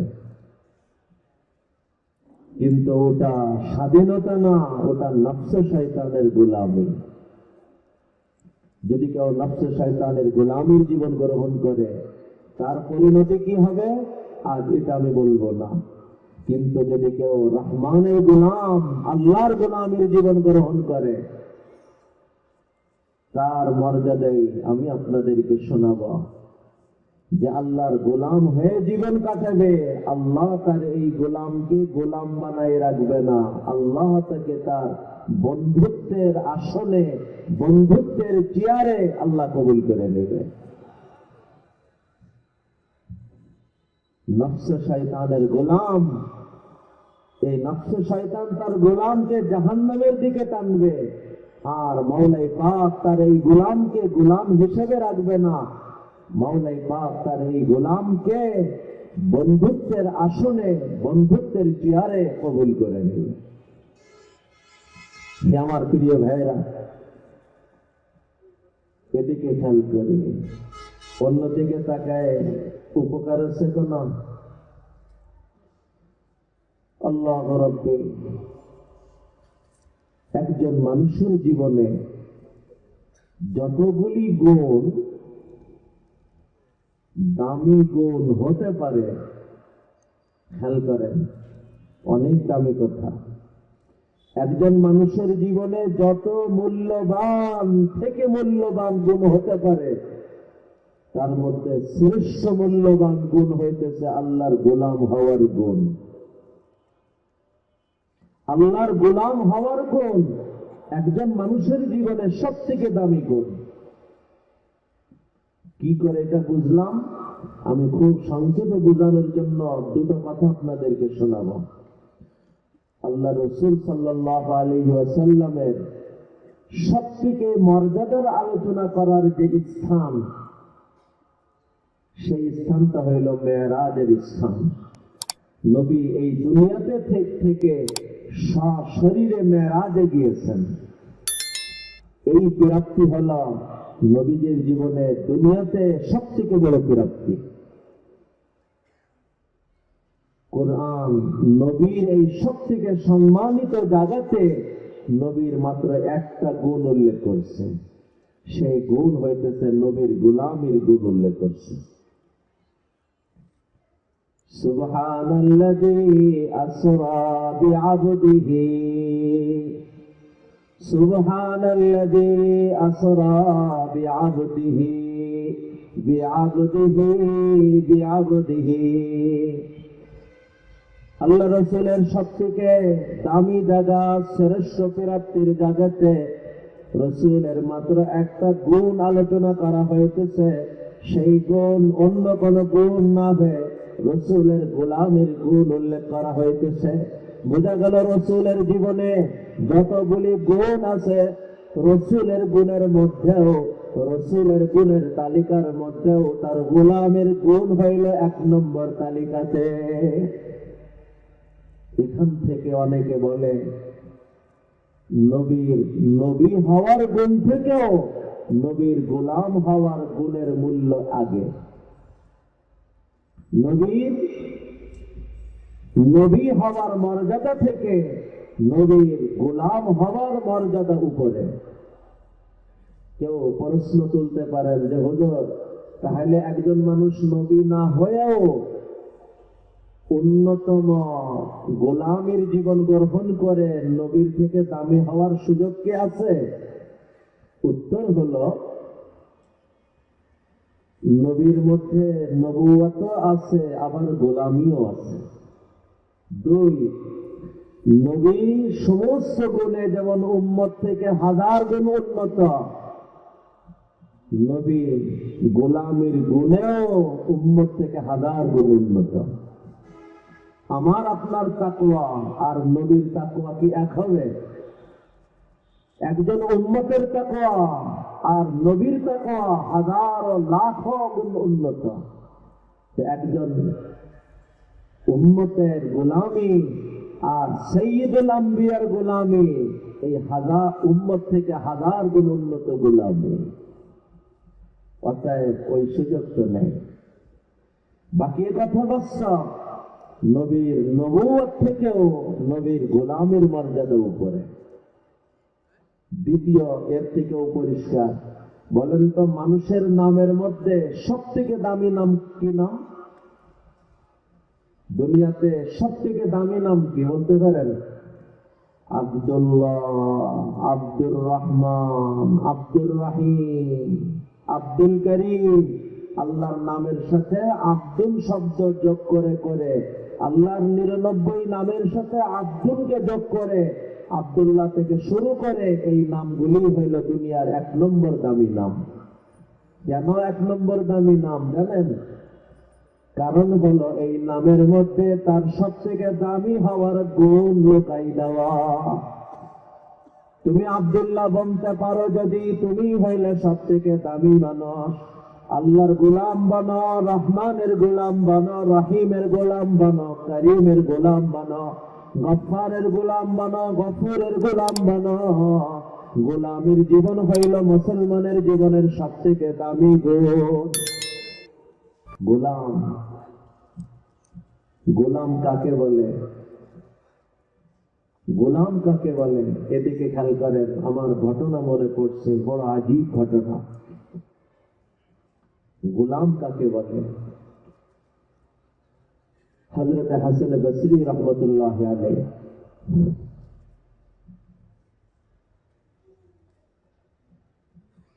সাহাবায়ে কেরামের মধ্যে আবু বকর, ওমর, উসমান, আলী রাদিয়াল্লাহু আনহুম, ওনাদের যে স্থান, তাবেঈনদের মধ্যে যে কয়জন ওই রকম অবস্থান রাখা, তার মধ্যে একজন হইলেন হাসান বসরি রহমতুল্লাহ আলাইহি। এই হাসান বসরি রহমতুল্লাহ আলাইহি একদিন একটা গোলাম কিনে আনছে। এখন তো আর গোলামের কেনা বিক্রি হয় না, কিন্তু ওই সময় ক্রীতদাসের চলন ছিল, কেনা বিক্রি হতো। গোলাম কিনে এনে বাড়িতে আনার পর প্রথম তাকে জিজ্ঞাসা যেটা করছেন, সেই জিজ্ঞাসা হলো, ভাইয়া তোমার পছন্দের খাবার কি? ভাইয়া তোমার পছন্দের খাবার কি? হে আমার প্রিয় ভাইয়েরা, এখানে থেমে অনেক গুরুত্বপূর্ণ একটা বিষয় বুঝে নি। এটাই হলো ইসলাম। তুমি তোমার নিজের জন্য যা পছন্দ করো, তোমার গোলামের জন্য তা পছন্দ করো। কোন মানুষ পরিপূর্ণ মুসলমান হতে পারবে না, মুমিন হতে পারবে না, নিজের জন্য যা ভালোবাসে অন্যের জন্য তা না যত সময় ভালোবাসতে পারবে। নবীজি ফরমান, লা ইউমিনু আহাদুকুম হাত্তা ইউহিব্বা লিআখিহি মা ইউহিব্বু লিনাফসিহি। তুমি তোমার ভাইয়ের জন্য যা পছন্দ করো, তুমি তোমার নিজের জন্য যা পছন্দ করো, তোমার ভাইয়ের জন্য যত না সময় ভালোবাসতে পারবে, পছন্দ না করতে পারবে, তুমি মুমিন হতে পারবে না, পারবে না। আজ গোলামবাদীর যুগ নাই, কিন্তু আমাদের বাড়ি ঘরে, দোকানে, অফিসে কাজের লোক আছে না? হাসানে বসরি রহমতুল্লাহ আলাইহি কীর্তদাস, তার পছন্দ জানতেছেন। আজ পর্যন্ত আমাদের মনে কোনোদিন কি এই কথা যাচ্ছে যে আমার বাড়ির কাজের লোকটার পছন্দ একটু শুনি? আমার বাড়ির প্রতিটি মানুষের পছন্দ আমি জানি। আমার বাবার পছন্দ জানি, মায়ের পছন্দ জানি, স্ত্রীর পছন্দ জানি, সন্তানের পছন্দ জানি, পরিবারের প্রতিটি সদস্যের পছন্দ আমি জানি। কিন্তু আমার বাড়ির কাজের লোকটার পছন্দ কোনোদিন জানার মনই আমার তৈরি হলো না। নবীজি বলেন, তুমি তোমার ভাইয়ের, তোমার নিজের জন্য যা পছন্দ করো, তোমার ভাইয়ের জন্য, হোক সে তোমার খাদিম, হোক সে তোমার গোলাম, হোক সে তোমার কাজের লোক, তার জন্য যত সময় না পছন্দ করবে, তুমি পরিপূর্ণ মুমিন হতে পারবে না। হে আমার প্রিয় ভাইয়েরা, আজ বাড়িতে যে কালকেই আমার কাজের লোকের, ঘরের কাজের লোকের, দোকানের কাজের লোকের, আমার অধীনস্থ কাজের লোকের পছন্দটা জেনে নেওয়ার নিয়ে কে কে করতে পারবো? দেখি ইনশাআল্লাহ। শুধু পছন্দকে জানার চেষ্টা করব, না পছন্দ পুরা করার জন্য আপ্রাণ চেষ্টা করব? সবার পছন্দ যেমন আমি পুরা করার আন্তরিকতা রাখি, তার ব্যাপারেও আন্তরিকতা রাখবো। আমার পারকতার বাহিরে আমাকে তো বলা হবে না, কিন্তু সবার পছন্দের পাশাপাশি আমার ঘরের কাজের লোকের পছন্দটাও তো আমার জানা থাকা চাই। কীর্তদাস তার পছন্দ জানতেছে, অথচ আমার বাড়িতে যে সে তার কীর্তদাস না, সে তো ক্ষণিকের কাজের লোক। শুকর আদায় করো, শুকর আদায় করো। আজ তোমাকে ঘরের মালিক আল্লাহ বানাইছেন। আল্লাহ চাইলে এই কাজের লোকটা ঘরের মালিক হতো, আর আমি তুমি তার কাজের লোক হতাম। আমি আর সে তো একই পিতার সন্তান, একই মায়ের সন্তান। নিজেকে তার থেকে অনেক কিছু মনে করার সুযোগটা কোথায়? অহংকারী হও না, কৃতজ্ঞতা আদায়কারী হও। আল্লাহ দয়া করে আমাকে ঘরের মালিক বানিয়েছেন, তাকে আমার পাশে কাজের সহযোগিতায় আনছেন, অতএব তার পছন্দকে জানা এটা আমার নৈতিক দায়িত্ব, এটা ভ্রাতৃত্বের দাবি। আল্লাহ তাআলা আমাদের সকলকে কবুল করেন। তো হাসান বসরি রহমতুল্লাহ আলাইহি, হাসান বসরি রহমতুল্লাহ আলাইহি গোলাম কিনে এনে সর্বপ্রথম জিজ্ঞাসা করতেছেন, ভাইয়া তোমার পছন্দের খাবার কি? হাসান বসরি রহমতুল্লাহ আলাইহির এই আদর্শ আমাদের জন্য একটা মাইল ফলক। আল্লাহ আমাদের সকলকে হাসান বসরি রহমতুল্লাহ আলাইহির অনুসরণে এই উদার মানসিকতা, এই অমায়িক মানসিকতা, সকলকে মনের মধ্যে ভাই হিসেবে গ্রহণ করার এই মানসিকতা আল্লাহ আমাকে, আমাদের সকলকে গ্রহণ করার তৌফিক দান করেন। সত্যি হাসান বসরি রহমতুল্লাহ আলাইহির এই আদর্শ এক অতুলনীয় আদর্শ, অনুসরণীয় আদর্শ, অনুকরণীয় আদর্শ। হাসান বসরি রহমতুল্লাহ আলাইহি যখন এই জিজ্ঞাসা করলেন, ওনার এই জিজ্ঞাসা তো অতুলনীয় জিজ্ঞাসা, এই মানসিকতা তো অতুলনীয় মানসিকতা, কিন্তু গোলাম যে উত্তর দিয়েছে, গোলাম যে উত্তর দিয়েছে, হে আমার প্রিয় ভাইয়া, আমার কাছে হাসান বসরি রহমতুল্লাহ আলাইহির কথার থেকেও 1000 গুণ বেশি দামি লাগছে গোলামের কথা। গোলাম বলতেছে, মালিক গোলামের কোনো পছন্দের খাবার হয় না। মালিক তাকে পছন্দ করে যে খাবারটা দেয় ওটাই তার পছন্দের খাবার হয়। উনি স্বাভাবিকভাবে কথাটাকে নিলেন, স্বাভাবিকভাবে কথাটাকে নিলেন, আবার প্রশ্ন করলেন, ভাইয়া তোমার পছন্দের পোশাক কি? গোলাম আমারও একই উত্তর, মালিক গোলামের কোনো পছন্দের পোশাকও তো হয় না। মালিক তাকে পছন্দ করে যে পোশাক দেয় ওটাই তার পছন্দের পোশাক হয়। এবার হাসান বসরি রহমতুল্লাহ আলাইহি হুশ আসছে, এতটা হুশ আসছে, কিতাবে আসে যে উনি বেহুশ হয়ে পড়ছেন। এই বেহুশ হওয়ার অর্থ জ্ঞান হারানো হতে পারে, এই বেহুশ হওয়ার অর্থ ভাবনার মধ্যে হারাই যাওয়াও হতে পারে। ভাবনার মধ্যে হারাই গেছেন। যখন হুশে আসছে, স্বাভাবিক হয়েছে, চেতনাতে ফিরছে, তো গোলামকে ডাকছে, ভাইয়া যাও, আমি তোমাকে আল্লাহর জন্য আজাদ করে দিচ্ছি, আমি তোমাকে আল্লাহর জন্য আজাদ করে দিচ্ছি। গোলাম হায়রান, জিজ্ঞাসা করতেছে, মালিক আপনি একটু আগে আমাকে কিনলেন, কোনো কাজও করাইলেন না, এখন আমাকে আজাদ করে দিতেছেন কেন? কি ঘটনা মালিক? হাসান বসরি রহমতুল্লাহ আলাইহি উত্তর দিলেন, ভাইয়া তুমি তো আমার কাছে ক্ষণিকের গোলাম, আজ ক্ষণিকের গোলাম হয়ে তুমি যে গোলামের পরিচয় তুলে ধরছ, আমিও একজনের গোলাম, কিন্তু আমি চিরস্থায়ী গোলাম। আমি সেই চিরস্থায়ী মালিকের গোলাম হয়ে গোলামের সেই ভাবনা কোনোদিন ভাবতে পারি নাই।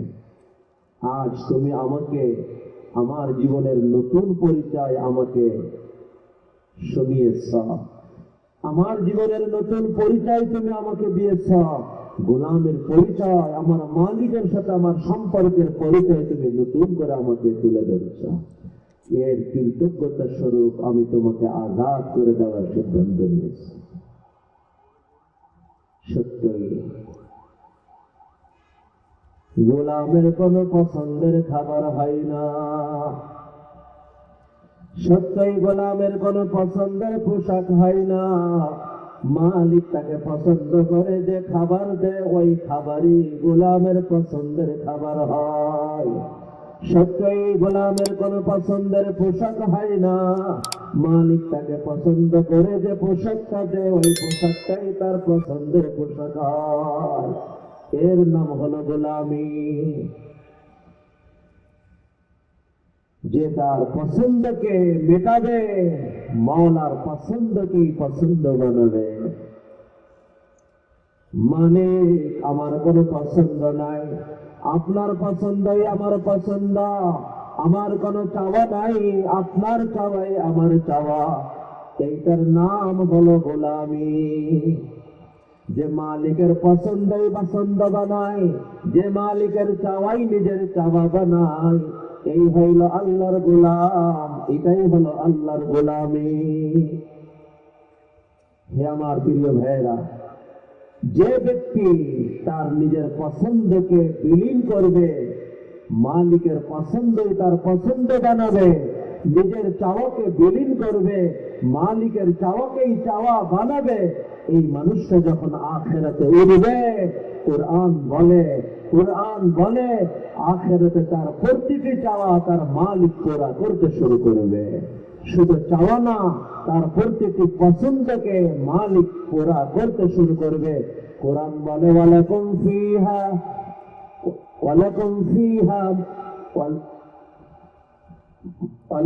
ফিহা মা তাশতাহি আনফুসুকুম ওয়ালাকুম ফিহা মা তাদউন ওয়ালাকুম ফিহা মা তাশতাহি আনফুসুকুম ওয়ালাকুম ফিহা মা তাদউন।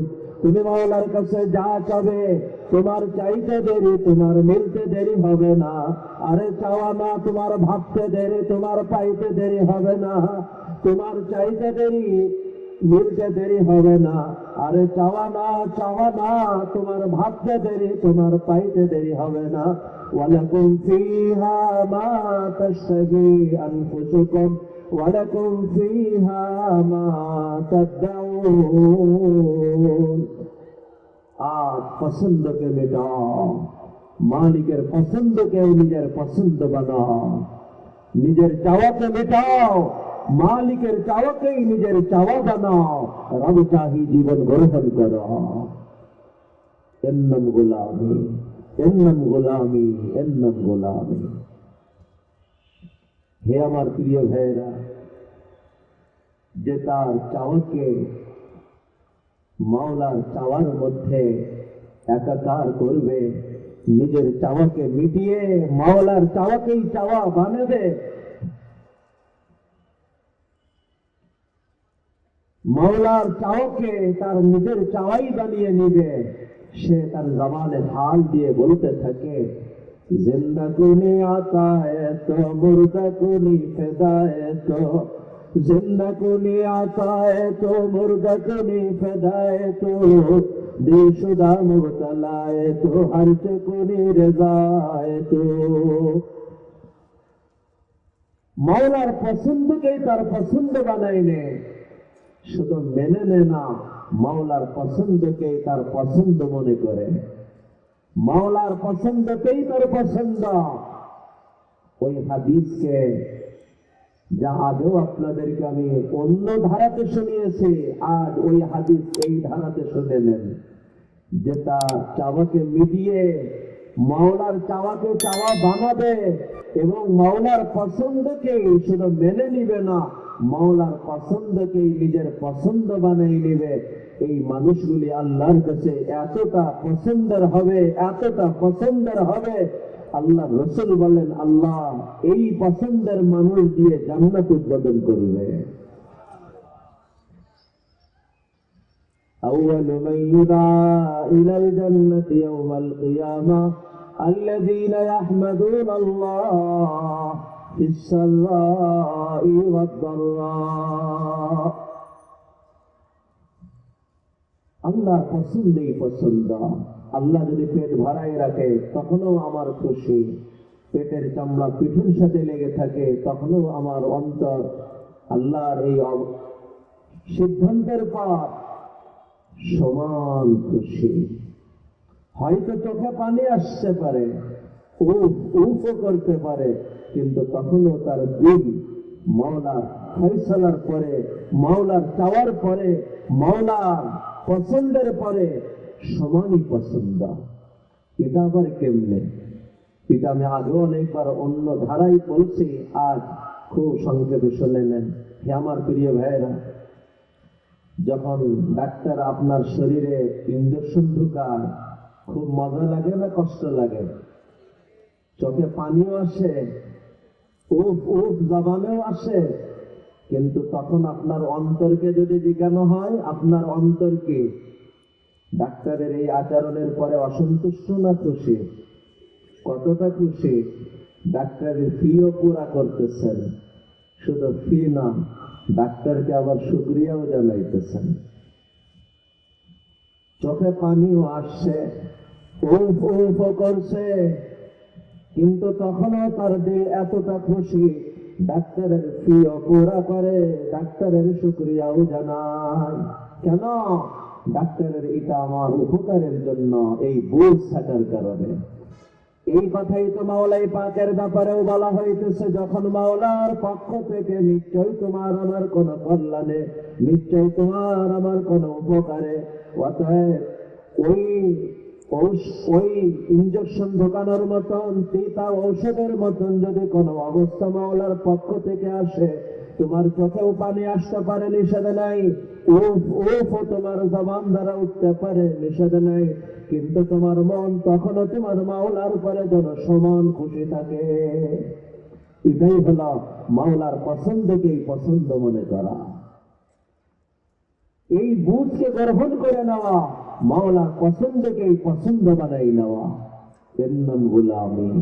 যে মাওলার পছন্দকে পছন্দ বানাবে, আল্লাহ এই মানুষটাকে এতটা পছন্দ করবে, এই পছন্দের মানুষ দিয়ে আল্লাহ জান্নাত উদ্বোধন করবে। আল্লাহ আমাকে আমাদের সকলকে গোলামের জীবন গ্রহণ করার তৌফিক দান করেন। রাত অনেক হয়ে উঠছে, আমাদের আলোচনা সাধারণত আমরা 10টার মধ্যেই শেষ করার চেষ্টা করি। 10টা বাজতে আর 3 মিনিট বাকি। চলেন 2-4 মিনিটে, 2-5 মিনিটে কথা শেষ করে আমি। হে আমার প্রিয় ভাইয়েরা,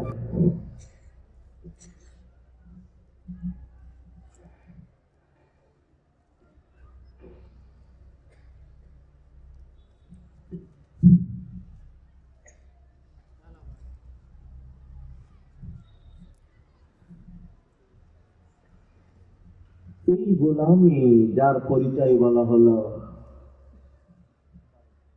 নিজের কোনো পছন্দ রাখে না, মালিকের পছন্দই তার পছন্দ। মালিক গোলামের কোনো পছন্দের খাবার তো হয় না। মালিক পছন্দ করে যে খাবার তাকে দে, ওটাই তার পছন্দ হয়। মালিক গোলামের কোনো পছন্দের পোশাক তো হয় না। মালিক তাকে পছন্দ করে যে পোশাকটা দে, ওটাই তার পছন্দের পোশাক হয়। এই গোলামি নিজের পছন্দকে বিলীন করে মালিকের পছন্দকেই পছন্দ বানাই নেওয়া। আল্লাহ আমাকেও তৌফিক দেন, আল্লাহ আমাদের সকলকে তৌফিক দেন। আল্লাহ আমাকেও কবুল করেন, আমাদের সকলকে কবুল করেন। এটাই হলো গোলামি। এই গোলামি হইল একজন মানুষের জীবনের সেরা গুণ। এটাই হলো মানুষের সবথেকে দামি নাম আব্দুল্লাহ, আব্দুর রহমান, আব্দুর রহিম। এই ধারার নামের তাৎপর্য, উদ্দেশ্য। এই গোলামির জীবন কেমনে আসবে? হে আমার প্রিয় ভাইয়েরা, ওই পুরানা কথা, অসংখ্যবার বলা কথা, আপনাদের এই মাঠেই শোনানো কথা, যে গুণ তুমি অর্জন করতে চাও, ওই গুণওয়ালার কাছে যাও। গোলাম বনতে চাও, গোলামের কাছে যাও। চাউলের দরকার, চাউলওয়ালার কাছে যাও। সবজির দরকার, সবজিওয়ালার কাছে যাও। রড সিমেন্টের দরকার, রড সিমেন্টওয়ালার কাছে যাও। গোলামের জীবন পাওয়া দরকার, তো গোলামের জীবনের কাছে যাও। আল্লাহ তাআলা আমাদেরকে কবুল করেন। পরিবেশ, হে আমার প্রিয় ভাইয়েরা,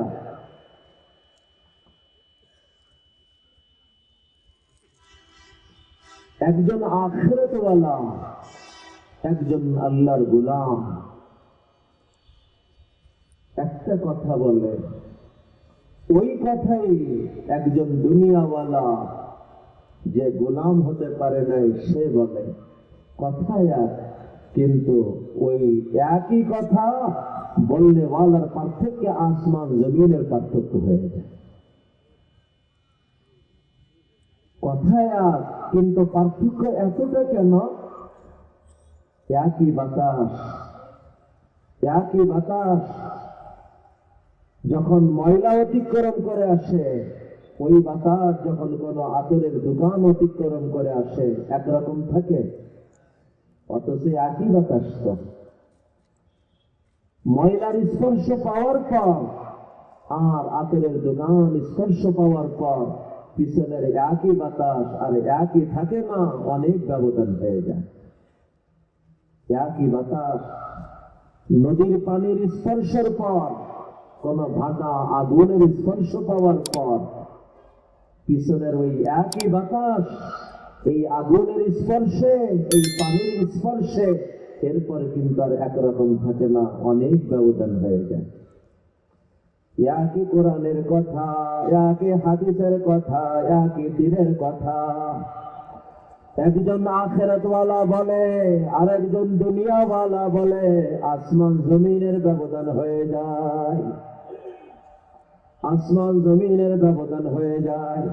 এই জন্য যদি জীবন বানাইতে হয়, জীবনওয়ালাদের কাছে আসা যাওয়া চাই।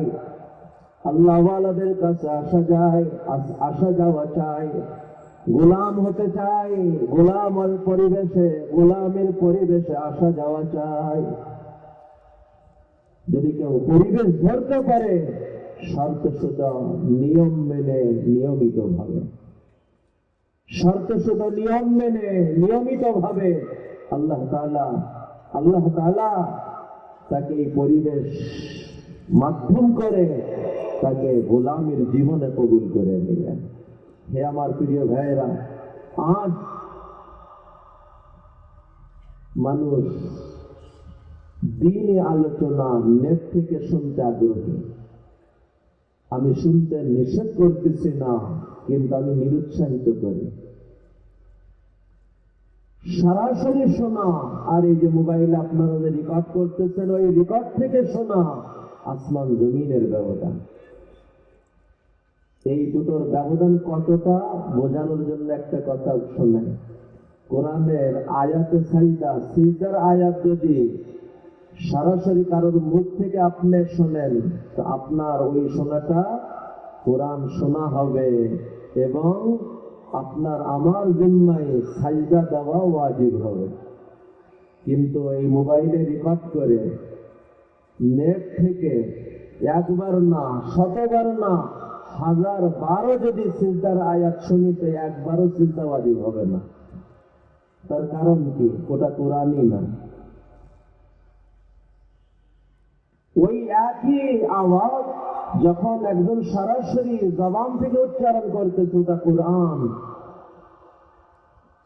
ওটা শোনার, ওই কোরআন শোনার নাকি আয়াতে সাজদা আসলে সাজদা তার জিম্মায় ওয়াজিব হইতেছে। কিন্তু ওটা যখন রেকর্ড করে শুনতেছে, নেট থেকে শুনতেছে, পরবর্তী মোবাইল থেকে শুনতেছে, একবার না 1000 বার শুনলেও ওটা একবার কোরআন শোনারও মর্যাদা রাখতেছে না।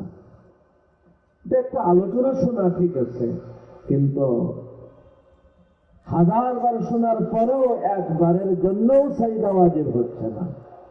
আখের কোনো কারণ তো আছে। এরপরেও শোনেন, উপকার আলোচনার না, উপকার সহবতের। আলোচনাও উপকার, যেমন হাজারো উপকার আছে, হাজারো বস্তু উপকার, সেই ধারাতে নেক আলোচনাটাও একটা উপকার।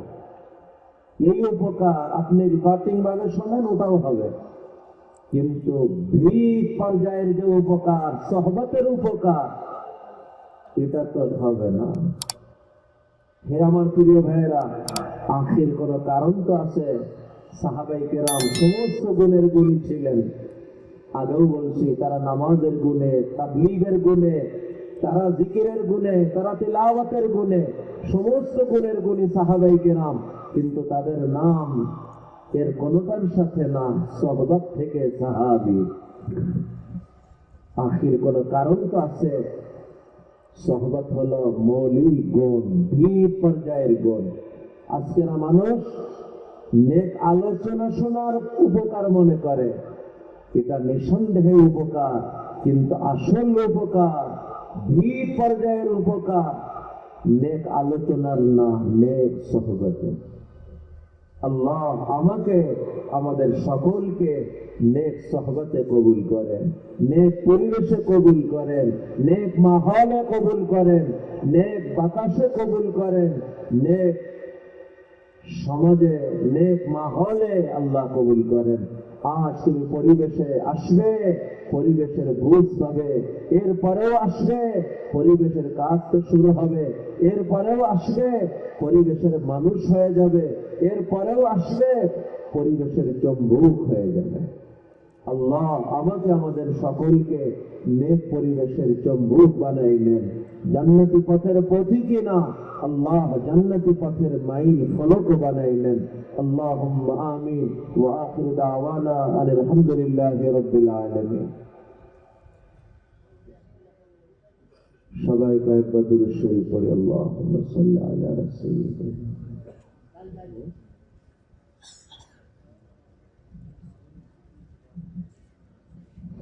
اللهم صل وسلم وبارك على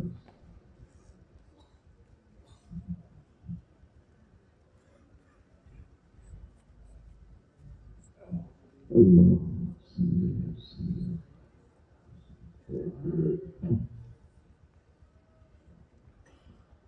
আল্লাহ রাব্বি। ভাই, দোয়ার আগে আমি আপনাদেরকে একটা দাওয়াত দিতে চাইতেছি, দিব? আগেও দিয়েছি, আজও দিতেছি। এত সময় যে জীবন বানানোর আলোচনা চলতেছিল, এই উদ্দেশ্য নিয়ে আজ দুনিয়াতে বহু জায়গায় বহু হক মেহনত চলতেছে। আল্লাহ সব জায়গার হক মেহনত গুলি কবুল করে নেন এবং ভরপুর বরকত দান করেন। তারই ধারাবাহিকতায় আমি যেখান থেকে আসছি, আপনাদের মাসনা মাদ্রাসা প্রতি ইংরেজি মাসের তৃতীয় শুক্রবার একটা ইসলাহি মজলিস হয়। আলহামদুলিল্লাহ, ইসলাহি মজলিসে আজ আমাদের শুধু যশোর জেলা না, পুরা খুলনা বিভাগের প্রত্যেকটা জেলা না, প্রত্যেকটা থানা থেকেও কম বেশি লোকের উপস্থিতি হচ্ছে। এই মাসিক ইসলাহি মজলিস দ্বীনি মাহফিলের ধারাবাহিকতায় এ বছরের বার্ষিক মাহফিল, আজকে ফেব্রুয়ারির কত তারিখ? 2 তারিখ। এই ফেব্রুয়ারি মাসেরই 17 তারিখ বুধবার আসরে শুরু হবে, শনিবার সকাল 8টায় দোয়া হবে। দিন 2টা, রাত 3টা, তারিখ 4টে। 2 পাশে 2 লেগে আছে, এই কারণে তারিখ দুটো বেড়ে গেছে। আল্লাহ রাব্বি, আপনাদেরকে শোনানোর 1 নম্বর উদ্দেশ্য হইল দোয়া। আল্লাহ যেন এই মেহনতকে কবুল করে নেন এবং এই মেহনতকে ওসিলা করে সারা দেশ না সারা দুনিয়াতে আল্লাহ জান্নাতি হাওয়া চালু করে দেন। 2 নম্বর, এই বার্ষিক মাহফিলে আমি আশা করতেছি আল্লাহর রহমতে পুরা খুলনা বিভাগের প্রত্যেকটা থানা থেকে লোকের উপস্থিতি তো থাকবেই, আশপাশের বিভাগ থেকেও কম বেশি কিছু হলেও সাথীরা থাকবে। বিশেষ করে ঢাকা এবং ঢাকার আশপাশ থেকেও সাথীদের উল্লেখযোগ্য উপস্থিতি থাকবে। তাদের তুলনায় ভিতর কাছে একটু দূরে না? সত্যই কাছে? আচ্ছা, তো এত দূর থেকে যদি সাথীরা আসতে পারে, জিগর গাছার কাছে আমি দাবি রাখতে পারি পাওয়ার। আমি আপনাদেরকে আর সরাসরি মাহফিলের ওই 3টে দিন খালি হয়ে ওখানে থাকার জন্য দাওয়াত দিতেছে, কিন্তু আজীব দাওয়াত। এমন দাওয়াত যে মেজবান খানা দিবে না, মেহমানরে বলবে আপনারা নিজেরা রান্না করে খাবেন। এমন দাওয়াত যে মেজবান বিছানা দেবে না, মেহমানরে বলবে নিজেরা বিছানা নিয়ে যাবেন। এরকম অকম্মা মেজবানের দাওয়াতে যাওয়া যাবে ইনশাআল্লাহ? নিজের বিছানা, নিজের খানা জামাতবদ্ধ ভাবে নিজেরা ইন্তজাম করে এরকম অকম্মা মেজবানের দাওয়াতে শরীক হওয়ার নিয়ত কে কে করতে পারি ইনশাআল্লাহ? আল্লাহ হাত উঠাইলে এতটুকু উঠান না। আমি সবসময় বলি হাত উঠাইতে আমি বলতেছি না, বাকি উঠাইলে পুরা উঠান, উঠাইলে পুরা উঠান, অর্ধেক উঠাবেন না, উঠাইলে পুরা। আল্লাহ কবুল করেন, আল্লাহ এই হাতগুলিকে কবুল করেন।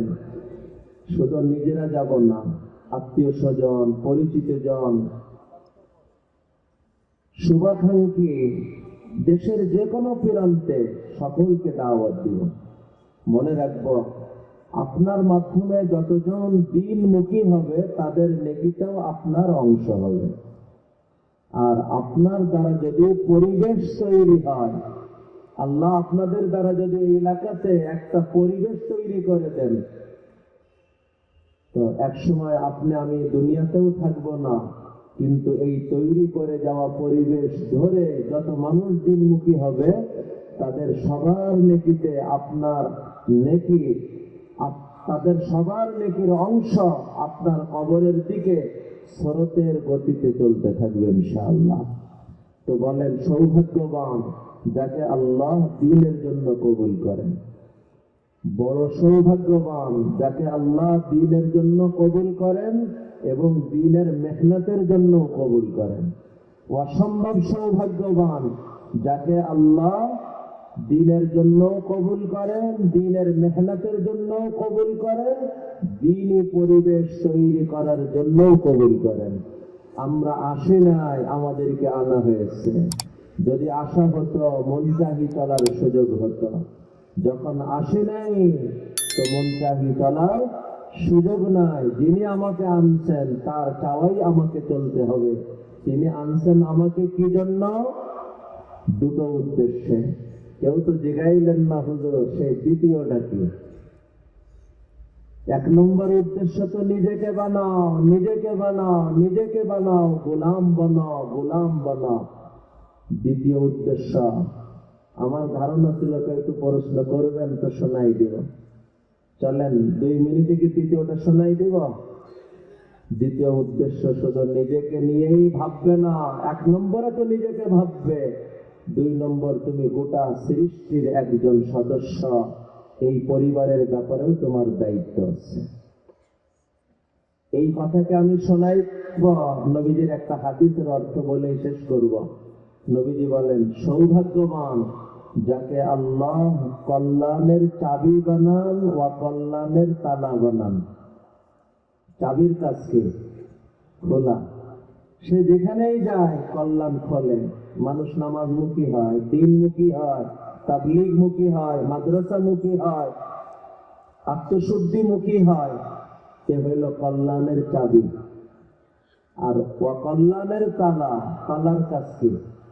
বন্ধ করা। সে যেখানেই যায় কিছু অকল্যাণ কমে, দুর্নীতি কমে, ঘুষ কমে, জালিয়াতি কমে, অপকর্ম কমে, অন্যায় কমে।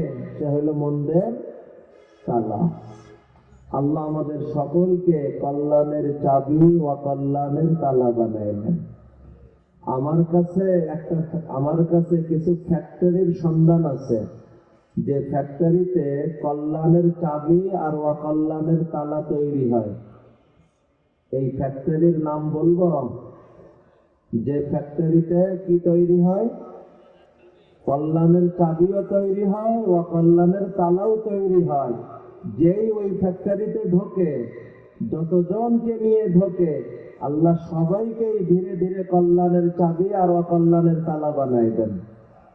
সেই ফ্যাক্টরি সমূহের একটা ফ্যাক্টরির নাম হইল আল্লাহ ওয়ালাদের সোহবত নামক ফ্যাক্টরি।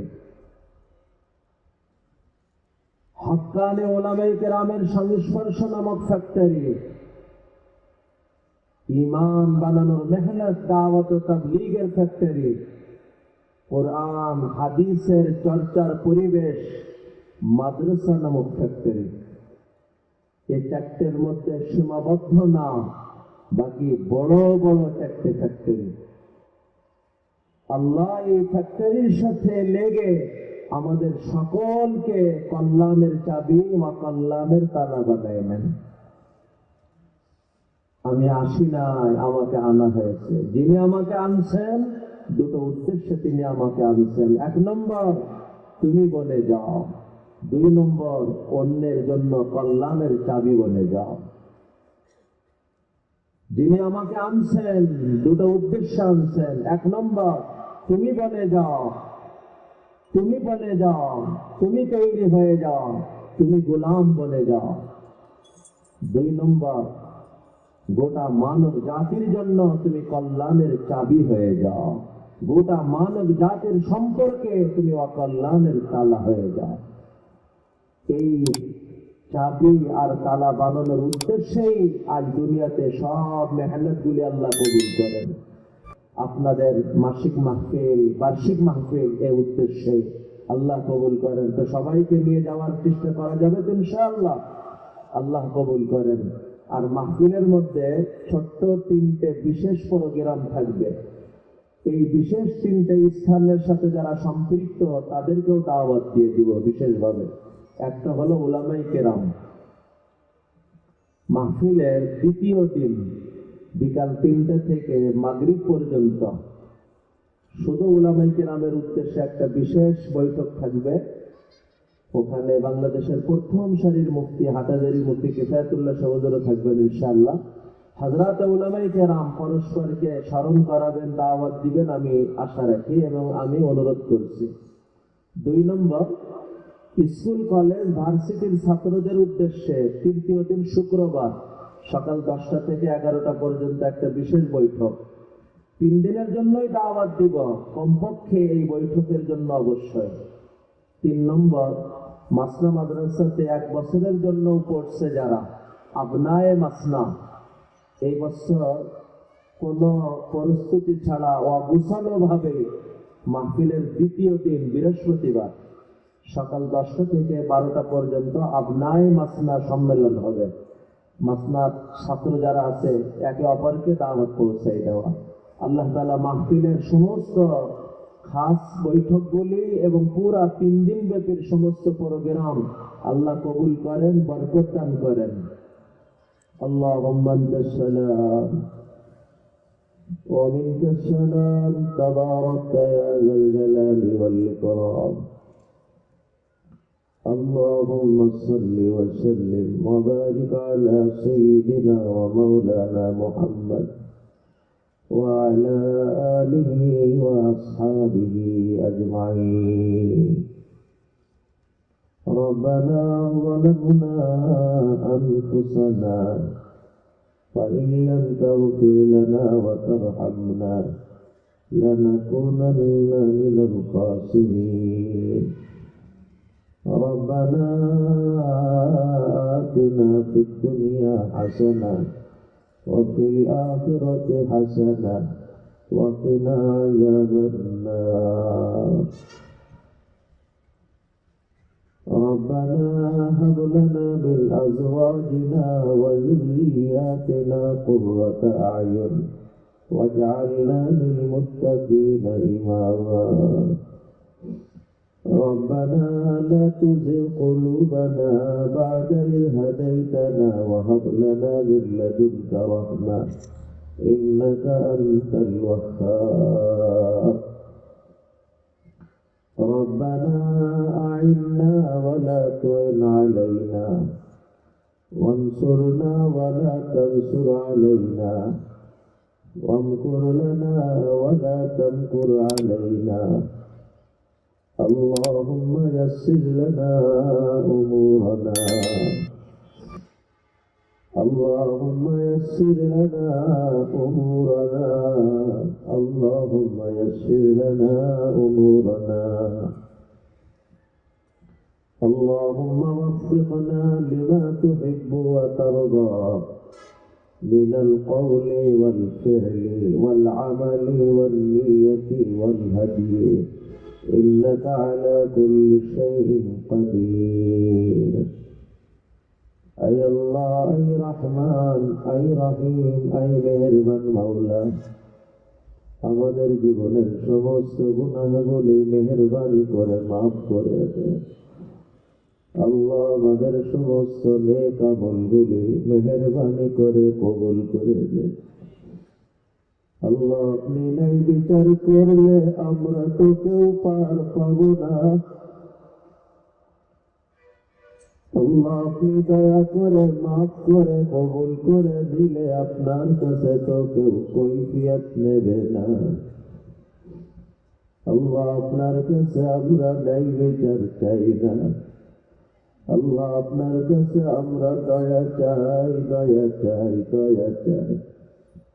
আল্লাহ দয়া করে আমাদেরকে মাফ করে দেন। আল্লাহ আল্লাহ দয়া করে আমাদেরকে কবুল করে দেন। আল্লাহ আল্লাহ আমাদের মৃত্যুদের কবরগুলিকে জান্নাতের বাগিচা বানিয়ে দেন। কবরের ডাক আসার আগে নিজেদের কবরগুলিকেও জান্নাতের বাগিচা বানিয়ে নেওয়ার তৌফিক দেন। আল্লাহ আমাদের দুনিয়াকেও ভালো করে দেন, আখিরাতকেও ভালো করে দেন। আমাদের অসুস্থদেরকে সুস্থ করে দেন। আল্লাহ শারীরিক সুস্থতাও দান করেন, আত্মার সুস্থতাও দান করেন। আল্লাহ আল্লাহ সারা দুনিয়া করোনার কারণে থমকে আসে। আল্লাহ আমাদের গুনার কারণে আমাদেরকে শাস্তি দিয়েন না। আল্লাহ আমাদের মাফ করে দেন, আক্রান্তদেরকে দ্রুত সুস্থতা দান করেন। আল্লাহ যারা সুস্থ আছে তাদেরকে স্থায়ী সুস্থতা দান করেন। আল্লাহ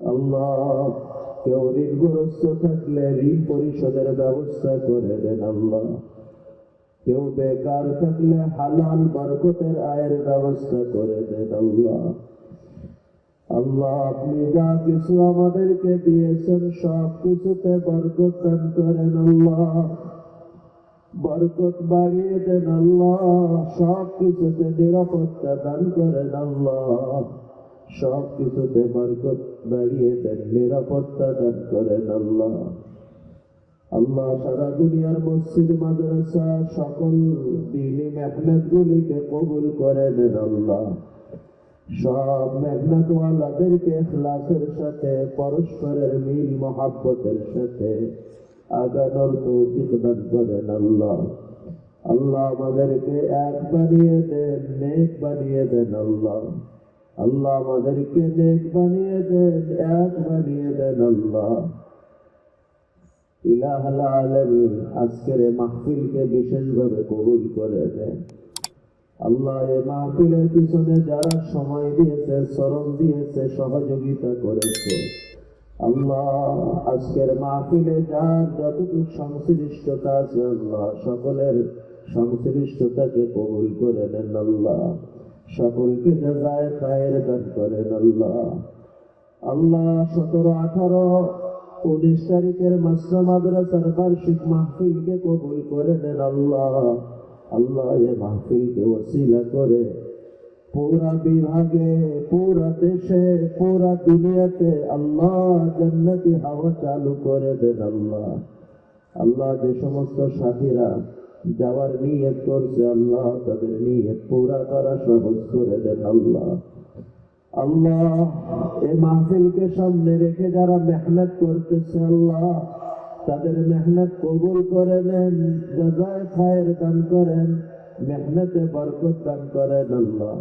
আল্লাহ আমাদেরকে দ্বীনের জন্য কবুল করে নেন, দ্বীনের মেহনতের জন্য কবুল করে নেন, দ্বীনের পরিবেশ তৈরি করার মাধ্যম হিসেবে কবুল করে নেন। আল্লাহ اللهم اهدنا واهد بنا واهد الناس جميعا واجعلنا سببا لمن اهتدى يا ارحم الراحمين يا اكرم الاكرمين يا رب العالمين اي الله জীবনের বড় চাওয়া আখিরাতে আপনার হাবিবের সঙ্গী হওয়া।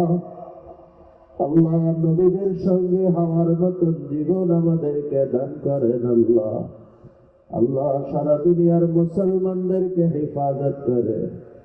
আল্লাহ বাইতুল মাকদিসকে মুসলমানের দিকে ফিরিয়ে দেন। আল্লাহ মৃত্যুর আগে বাইতুল মাকদিসে নামাজ পড়ার সুযোগ আমাদেরকে নসিব করেন। আল্লাহ সারা দুনিয়ার মুসলিম শাসকদেরকে এক হওয়ার তৌফিক দান করেন। আল্লাহ তাদের ঐক্যকে ইসলামের পক্ষে, সত্যের পক্ষে, ন্যায়ের পক্ষে কবুল করে নেন। আল্লাহ তাদের ঐক্যকে ন্যায়ের পক্ষে, সত্যের পক্ষে, ইসলামের পক্ষে ব্যবহার করার তৌফিক দান করেন। আল্লাহ ইলাহুল আলামিন ওয়া ইয়া আরহামার রাহিমিন আপনার গোলামীর জীবন আমাদেরকে নসিব করে, নিজেদের পছন্দকে মিটিয়ে আপনার পছন্দকেই পছন্দ বানানোর তৌফিক দান করে, নিজেদের চাওয়াকে মিটিয়ে আপনার চাওয়াকেই চাওয়া বানানোর তৌফিক দান করেন। আল্লাহ আল্লাহ নিজেদেরকে বানানো আল্লাহ আপনার গোলামের জীবন বানানোর তৌফিক দান করেন। আল্লাহ আমাদের সকলকে সাথে সাথে কল্যাণের চাবি ও কল্যাণের তালাও বানায় দেন। আল্লাহ আল্লাহ গোটা মানব জাতির সম্পর্কে আমাদের কল্যাণের চাবি ও কল্যাণের তালা বানিয়ে দেন। আল্লাহ কল্যাণের চাবি ও কল্যাণের তালা বানিয়ে দেন। আল্লাহ ইলাহুল আলামিন কি চাওয়ার জানি না, আপনার প্রিয় রাসূল তার পুরা জীবনে আপনার কাছে যা যা পেয়েছে, আল্লাহ নবীজির জীবনের সকল চাওয়াগুলি আমাদের জন্য কবুল করে নেন আল্লাহ। ربنا تقبل منا إنك أنت السميع العليم وتب علينا إنك أنت التواب الرحيم سبحان ربك رب العزة عما يصفون وسلام على المرسلين والحمد لله رب العالمين.